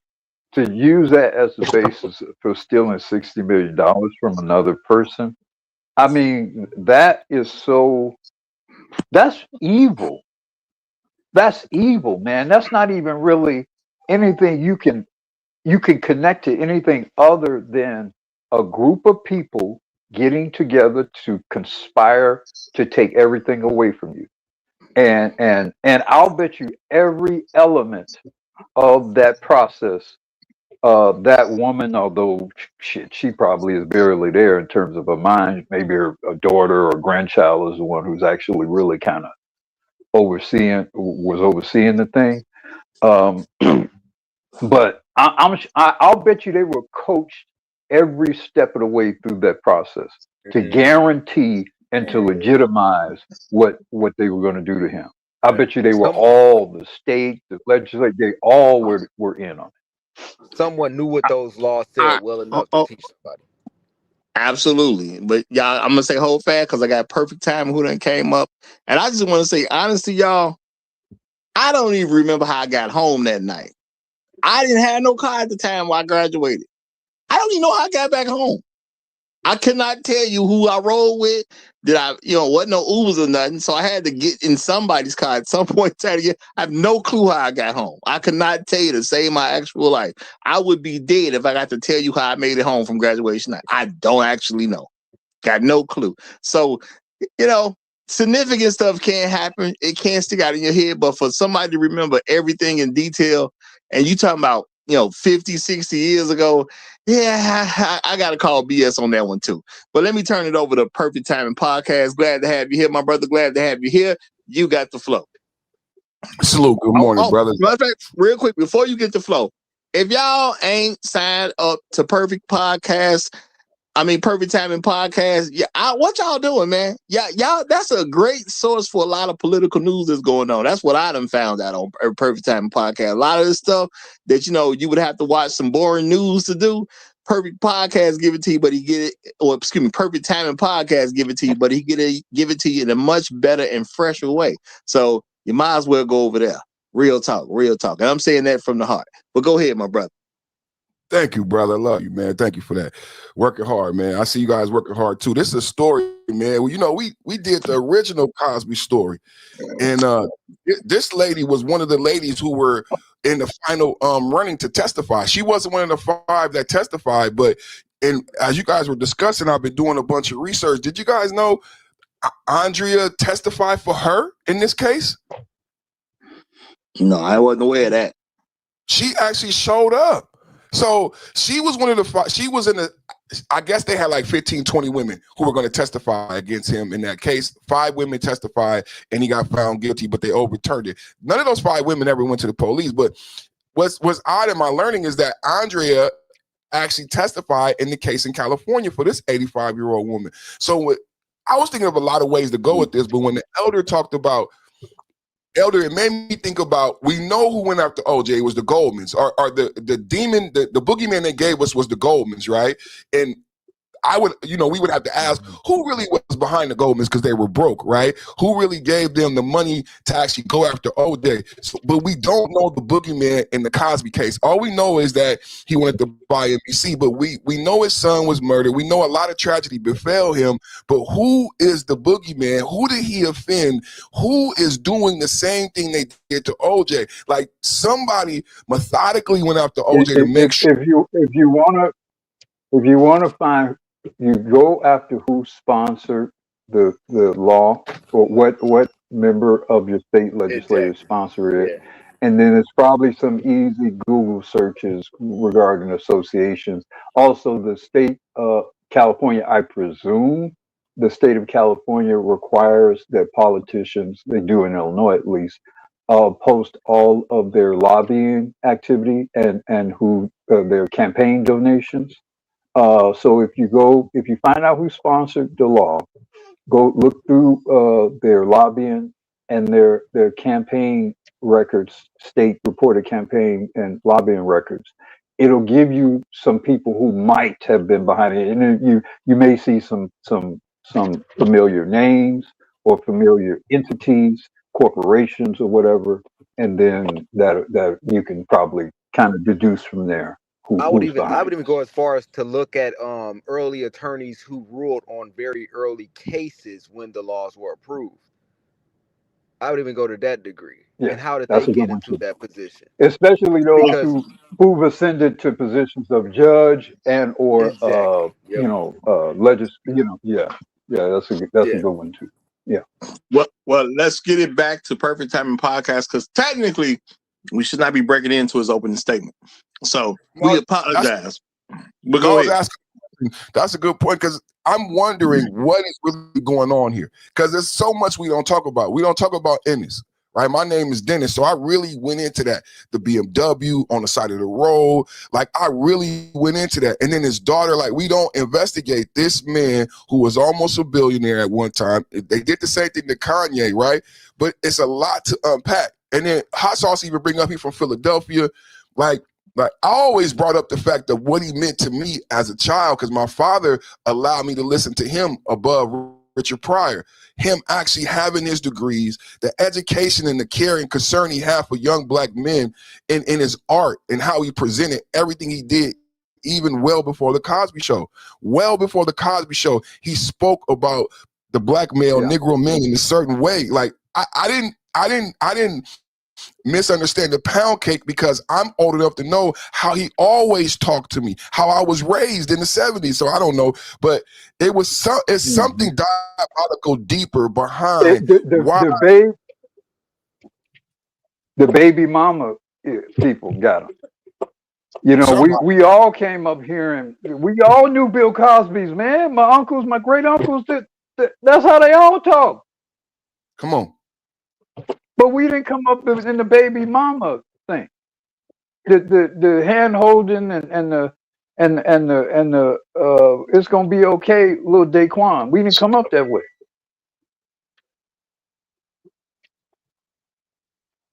I think that's love. I think we didn't know how to. Roger talks about this a lot. Cosby loved us like in a way a black father does, like you do, Elder. And because of the baby mama shit, we don't know how to see it. We don't know how to receive it. That was a way you get loved. I never had any. We talking about shit you remember 50 years ago. You know what you remember, Roger? You know what you remember, Elder? That motherfucking ass whooping. I can tell you about a motherfucking ass whooping though that I kept with me. Cosby said something very. He said something that sound nasty at the time, and it's very prophetic now. And that is, with all this baby mama and shit like this, it's gonna be a whole lot of incest going on because folks don't know each other. Man, Don't you remember that was part of what he said? Wow. And now you can see in social media some woman done fucked her son or some guy done fucked his sister or whatever that he didn't know nothing about. All over social media now. He predicted that. We actually talked about that here. Roger actually predicted that. That's actually a Rogerism. Like this is a real reality because of so if you look at what would be the design, what would be the motive? If this is the result of the destruction of Cosby, like somebody is laughing, some devilish mother is cackling because it's been successful, right? And we've allowed it. You said it earlier, like Hassan, we've allowed this theft, but it's not just the monetary theft, brother. Like for me, I feel like triggered because I don't care. It's not the money that's not what was stolen from me and you. Not even you, Elder, but you know what was stolen from me and Hot Sauce was something else. Like they had first things first, let me say Uncle Phil.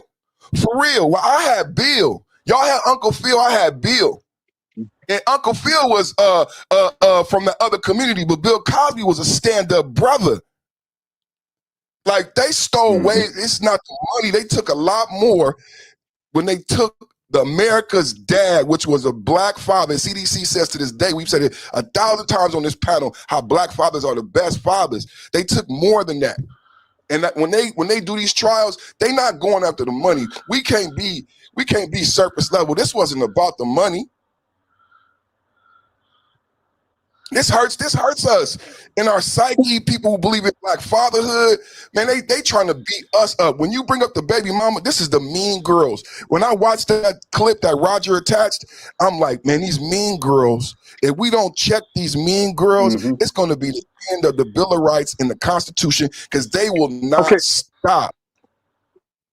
Let's put a pin in the Mean Girl thing for a minute because I'm looking at this black woman who looked to be 40-ish, 50-ish, maybe 40s, maybe late 30s to maybe early 50s sometimes. Let me get the super chat in real quick. Shout out to Landon.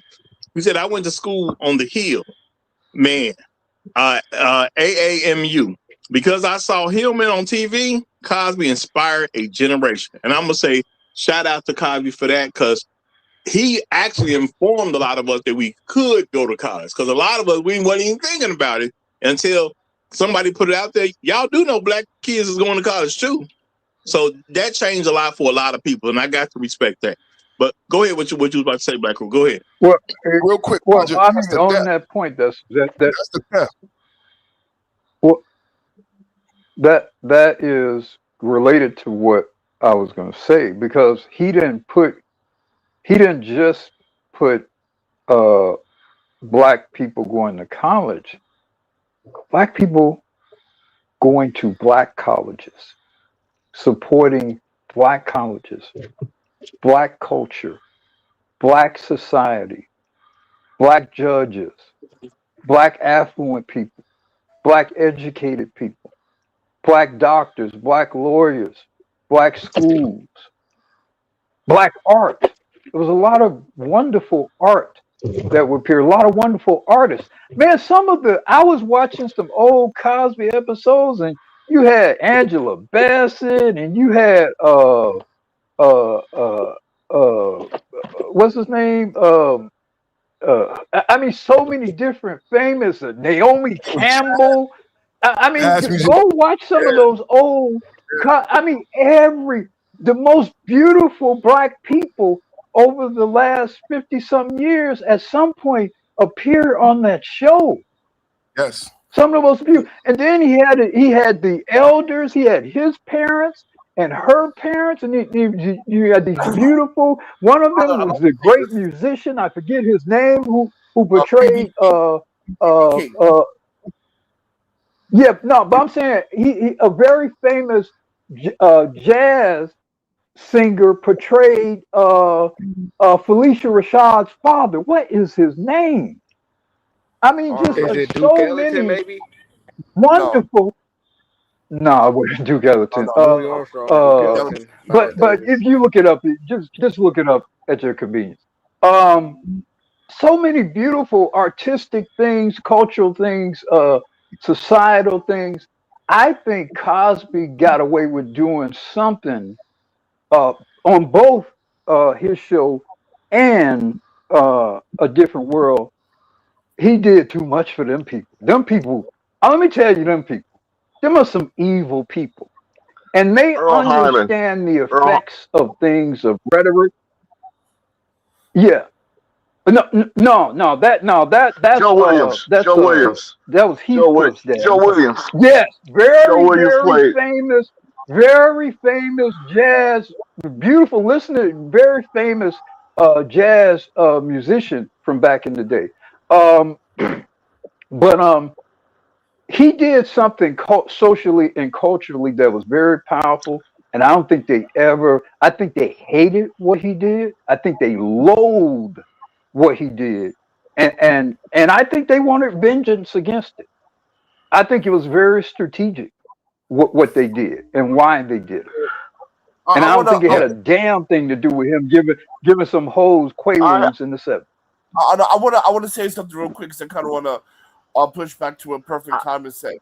I have to disagree. When we talk about the money and how it's not about a service, it's absolutely about the money, because when you take away money that can be passed down to the next generation, or you take away money that can be propagated amongst the community, oppression can still exist, and that's been America's MO ever since Jack Johnson, right? Since Jack Johnson, what is the slogan of America? Do not let black men pass down wealth. Do not let black men die wealthy. Make sure they die broke. That is the slogan. And if we look at the average, that's what happens. Michael Jackson, Prince, these are exceptions to the rules. Kobe Bryant, an exception to the rule, right? Like Bill Cosby is one of the people, they've been on his ass since 2021. Court case after court case. That's why Russell Simmons is in Indonesia right now. That's what's happening to Diddy right now. You do not let niggas die with capital. So I agree with that, bro. Yeah. Look, I think you guys are presenting kind of a false dichotomy. I mean, both the money and the sociological and cultural effects are very important. Yes, I agree. Maybe you could argue the sociological and the cultural effects are more important because they're much more fluid and more enduring. And like, for example, a kid could watch a Cosby show and be inspired and become like a billionaire or whatever, like a Robert Smith. Taking Robert Smith might be a perfect example. Robert Smith probably in the 80s probably watched the Cosby show, was inspired by whatever, and I'm gonna go to Morehouse and I'm gonna do this and I'm gonna do that and become a billionaire, and actually does it. So not taking anything away from what you're saying, Hassel, you're exactly right. But the power of the image and the message can multiply in innumerable ways and have innumerable effects. And I think one of the reasons why they've been so hard on Cosby is for that very reason. Well, but the problem with that is this: Black America has already gave their back to Cosby, because right now, right, ever since he talked about pulling up your pants, black people haven't been fucking with Cosby, and we're letting this happen in front of our face. No, the baby mama community ain't messed with Cosby. Okay. I mean, but the point is, the major point I'm making is this: this is happening in our face with no major pushback. We gave more pushback to R. Kelly. That's true. All right, let me say shout out to Afro Merchant, who said, "No one man should have all that power." Now that was a quote from Ye that he put in there. So shout out to Afro Merch for that, and I appreciate the super chat and the 57-cent Trail Philly tax. And I'm gonna say, the thing is, what they're trying to do in America right now is condition Black people to not mess with Bill Cosby. That's why all these things, that was part of the plan the whole time, to make it where I'm not gonna even want his money. He might die and would have left $20 million to the United Negro College Fund, but they want to put whoever's in charge of the United Negro College Fund to have to say, we appreciate it, but we can't take that money. You know, you bring up R. Kelly. The Well, you interesting know, thing if is, you related to that point, Spelman was compelled or whatever to give back the endowment that he had given to them around 30 years ago. No, it was $30 million. He gave $30 million to Spelman University 30 years ago. That's like $120 million or $150 million today. Well, that's huge. So That's that's I my want point. That's my point. All right, but I want to reiterate a point that I made earlier. Well, I'll let you do that. I'll let you do that. Man. But Jado has to be after you because Jado came up. Go ahead. All right. This is an attack on the institution of the name of Bill Cosby. They don't want you to watch any of the programs he created or anything. What Bill Cosby represents would have effectively been the end of what Jim Crow started. They want to get rid of that. He inspired so many people to live right, do right, for the sake of doing the right thing, and they were beginning to become wealthy.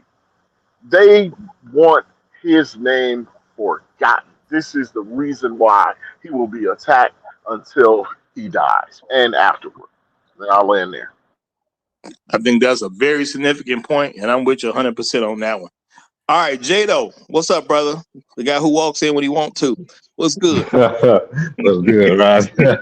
My bad, man. It's all good. I wanted to come up.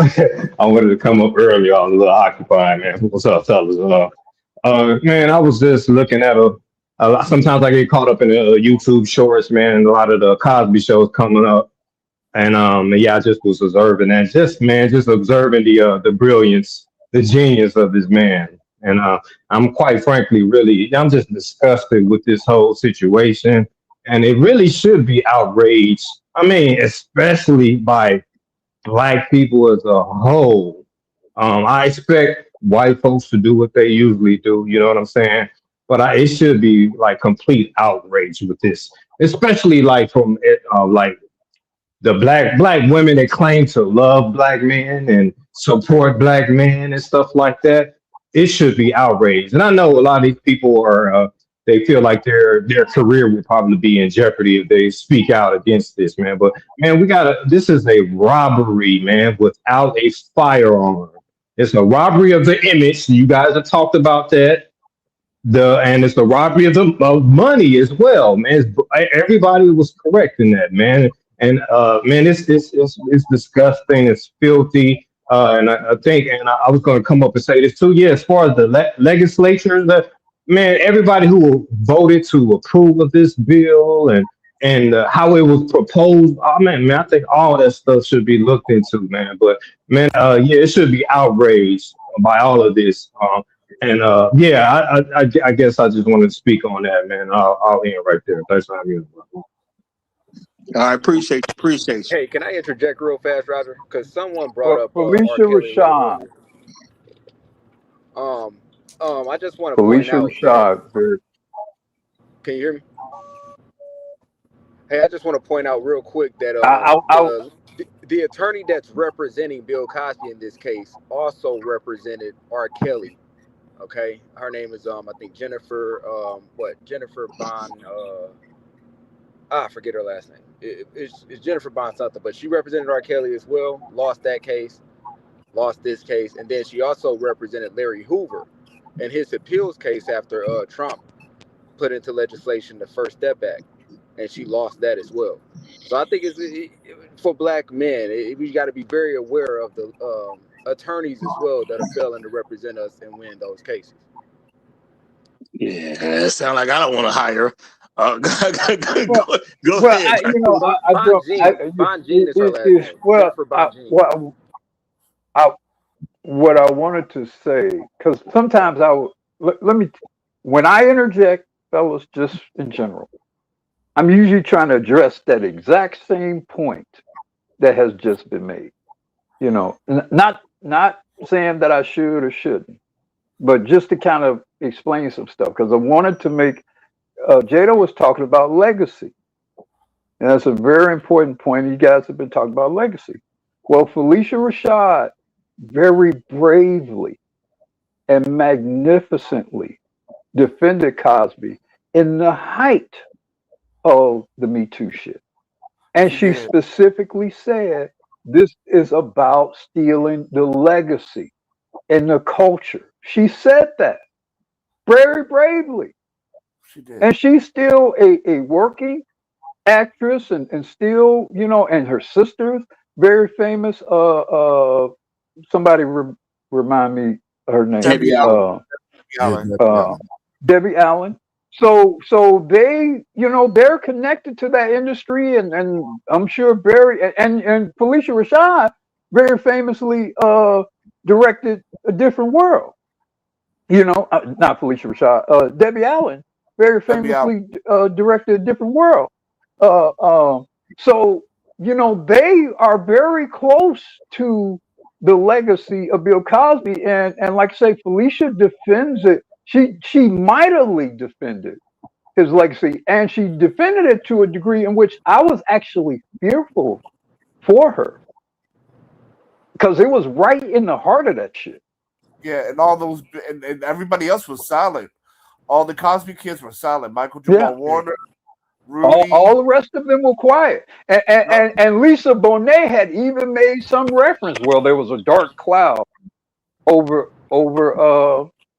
him. She didn't accuse him of anything, but she fed into the evil cloud over. I mean, the evil stuff over him.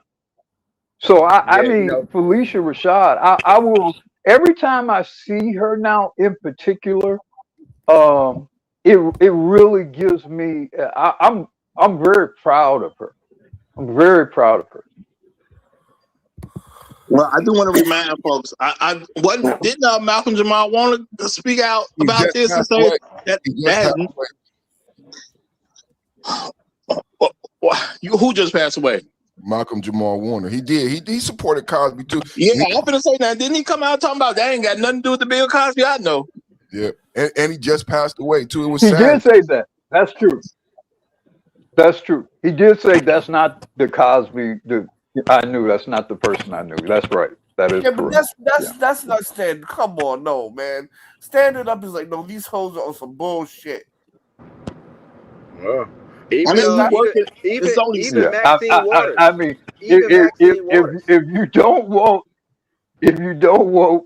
Malcolm, if you did want Malcolm Jamal Warner to ever again work in Hollywood, that's exactly what you would do. Well, listen, that's what you would do. Yeah, but it's like look, man. I'm gonna say this, and you know, I'm pretty sure people gonna get upset. But we are, as a culture, we're too transactional, man. Everything we want to talk about culture, image, but things come down to the money like that. Right, I mean, we have YouTube. We have so many different things that takes away the middleman that we can do our own shit. Are we going to make the money that white America can provide us? No. But are we going to make some money? Yes. Are we going to make our millions? Yes. But we're whores. We're whores, and it shows that Black America is a whore. Say it, man. This shit is frustrating, man. I be getting jaded by the shit. It's like white America's addiction to cocaine. Like, we live in the reality of this shit right now, man. It's more than the conversation. We live in what was destroyed. We with the Black Manosphere exists because of what was destroyed in this man's. The Black Manosphere wouldn't exist at this level if Bill Cosby hadn't gone through what he went through. You understand? We wouldn't need the Black Manosphere if we had Bill Cosby and the proliferations. If Malcolm had his show, because Malcolm Jamal Warner should have a show right now as a father, right, to carry on the legacy produced by Bill Cosby, right? And the women should have shows also. If we had that, if we had the studio, if we had NBC, what 50 Cent is trying to do now, if he bought NBC and he had a power universe, a Cosby universe, and all the Cosby kids had shows of black families, the black manosphere wouldn't exist on this level. We live in this reality. We live in this. This is more than just passing by story. We exist on this panel because of what they did to him. The power universe, how many shows do 50 Cent got? Cosby buys NBC, and then you have a Cosby universe. You don't just have a different world. You have Malcolm married with a show. You have Denise married with a show. You have a Cosby universe. We all watch it, and then our children grow up in that manner like we did then. They purposely said, no. How many blackish? We definitely would have got a Dwayne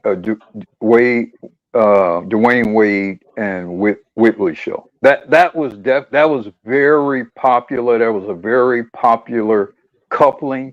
The fact that just disappeared the way it did, it tells you the time that Hollywood. If that were a white couple, if all the other factors about what happened there were the same, and that was a white couple, that would have been the biggest thing on TV. Absolutely, but the thing about it is, it's just that, but we don't have these excuses now. We have Tubi, we have all blacks streaming, we have YouTube, we have Rumble. And can I, to what Hot Sauce is saying too, man. Like, and I'm not trying to get after like comedians, man. A lot of, like, it's a going joke with like anything that's like you give to somebody some type of substance, man. They attach that to Cosby, man, and it's like a running joke to where it's disgusting stuff, but it's accepted, man. It was a black comedian. Yes, what's his name? Who Hannibal Buress. Hannibal Buress. That's what I was going to say. Hannibal Buress. He started it. He started it. Yes, it's black, and I don't think that's an accident. I think it's not. The older I get, the more conspiracy theorist I get. All this shit is orchestrated. Let me go find the nigger, the sellout nigger, and I'm gonna say it, the sellout nigger, to go and stand out front of this sabotage of other black people. And Burroughs was an example. No, to that point, y'all recall during the time that should not be named, it was a lot of comedy specials, and it finally came out after the comedy specials that they were paid and made to say certain things in the first 15 minutes, or they couldn't have that Netflix special. Do y'all remember? Because they were trying to get us what we call it today, the jab. I know we don't have to say that no more because Trump is president, but we have to curve our language. But those black men took money and did those specials during that time, to the eldest point, as propaganda. And in the first 15 minutes, Mike Epps said, you put cocaine in your body, you put Hennessy in your body. They all made that joke.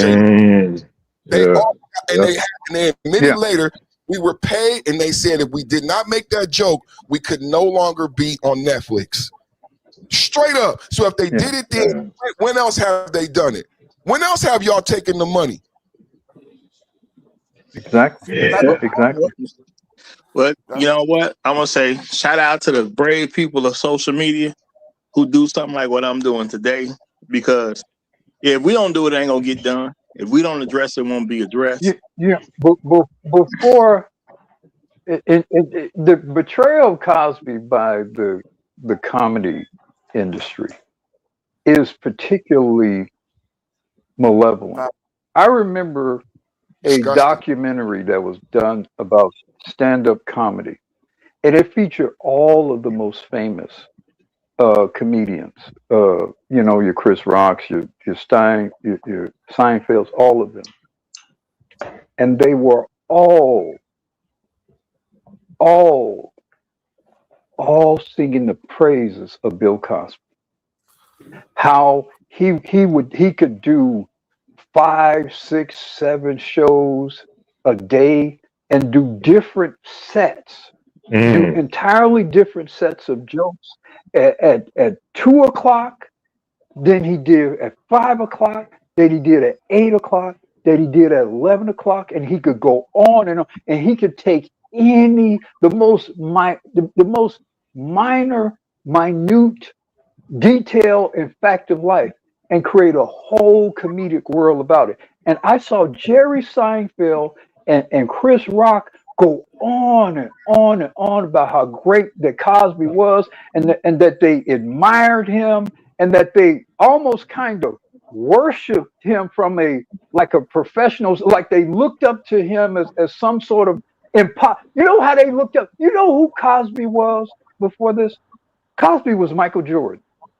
Cosby was Michael Jordan before his fall. That's what he represented to the comedy industry. And without being, he would do all that without even being vulgar. He doesn't have to be vulgar at all. And that's what Chris Rock was. Chris Rock was amazed, because obviously Chris Rock uses profanity, and he was amazed at how Cosby could have just so much detail and so much texture to his humor and not use one curse word, but yet convey that same level of because a lot of times comedians use cursing to create a certain level of energy and response and to provoke an adrenaline response from people. And Cosby was able to do that without the cursing. And they were going on and on. And all these guys, this documentary came out in like the early 2000s or whatever. And it was just stunning hearing all these great comedians. Seinfeld made $1 billion off of Seinfeld.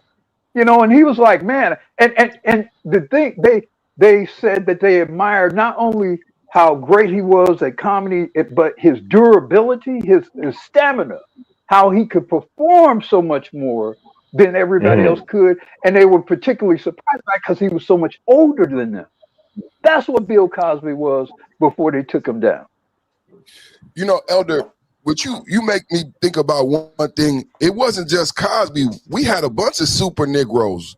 And I think when we talk about this design, like that Black Reset mentioned, that it was purposely to go after Black culture. I told y'all one time before I saw these people from the other community, and they were saying, what can we do to help, our pink people to get back more? And they said we need to start making more songs and more dances. He said the problem is everybody who looks like us dances like them and makes music like them. They said we need to focus on culture. So when you were talking about Cosby, man, I thought about OJ. I thought about Michael. I thought about all of these men who globally, like Wesley Muhammad wrote a book about how you kill a god. Like Michael was more famous than whatever country he went to, he was more famous than the prince or the king or the queen that was there. Like the king and the queen had to stand next to, we don't have no Negroes like that now. But when I grew up, there was a bunch of them. Like if OJ went abroad, if Muhammad Ali went abroad, Muhammad Ali changed culture. Huh? All the mics were the famous ones. Michael Jordan, Michael Jackson, Mike Tyson. All the mics. Which one? Yeah. Pick one. Did you guys? I don't know if you. They were like the living embodiment of their name. The name Michael means like on to God. They were like God-like figures. Right, but they were Black. Imagine being white when we grew up. Like it was more than just I'm Black and I'm proud. I'm Black and I'm proud because I got Michael Jackson, I got Muhammad Ali, I got Malcolm, I got like now it's hard to say I'm Black and I'm proud, and all these Black comedians do is make fun of these kings that we talk about. Roger has these shows. Roger do these shows, these Friday shows where we highlight these Black kings. I think people don't get it. We grew up in the era. I'm talking about people who, when they leave America, they were magnetic people. They were more famous. All right, hold fast. Let Perfect say what he's saying, because Perfect is about to end the show. I got to take it away why it's so good, y'all. I got to keep him coming back, want more. So go ahead, Perfect, and finish it out. I was just going to say thank you, because a lot of times I know you do these shows. We did Joe Jackson, and people don't understand because we actually grew up in this area of Black kings and Black gods. I don't think they understand the black manosphere the way we feel about black men and black people. When the elder was saying what he was saying, like, I had a lot of Supermen. And that's fucked up. Like, I agree. That's why I do my show. We have to take advantage, like Hot Sauce says, and recreate that environment so our black boys see these Supermen again. Because we grew up with these Supermen. They were real life super. We had Dr. J first. Bill Cosby was the first superhero elder. He was the first 007, to your point, and he understood this shit. He was the first 007. He was the first fucking doctor. He was an obstetrician. His office was in his house. I know bitches today ain't never had a pap smear. He was an OP. And he was so bad. He was so bad that they repeatedly gave him Emmys in the 60s and a black man Emmys in the 60s and the 70s for a drama show. That's who Bill Cosby was. All right, y'all. Hey, on that note, I'm gonna have to close. Who's that? That's Jado, bro. I don't know if this was discussed. No, Jado, say what you're gonna say, because you know what? Even though I said I'm gonna let once perfect time get the last word, you still from Chicago. So this I don't want to. Let's end it on a high note, Roger. Man, I don't want to. I was just gonna point out something that was in the link that you left for the program today, man. And I thought it was disgusting too, but yeah, man, that's the end of the show, man. Thanks. Okay, all right. Well, y'all, I gotta go. It's been a great show. Shout out to Chef Mike's Roundtable.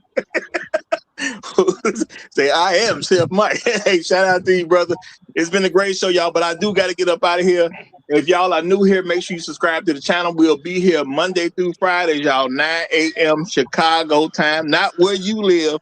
9 a.m. Chicago time, and I will see y'all next time around. Long live the Habitual Line Steppers. I'm Roger. I'm right, and I'm out.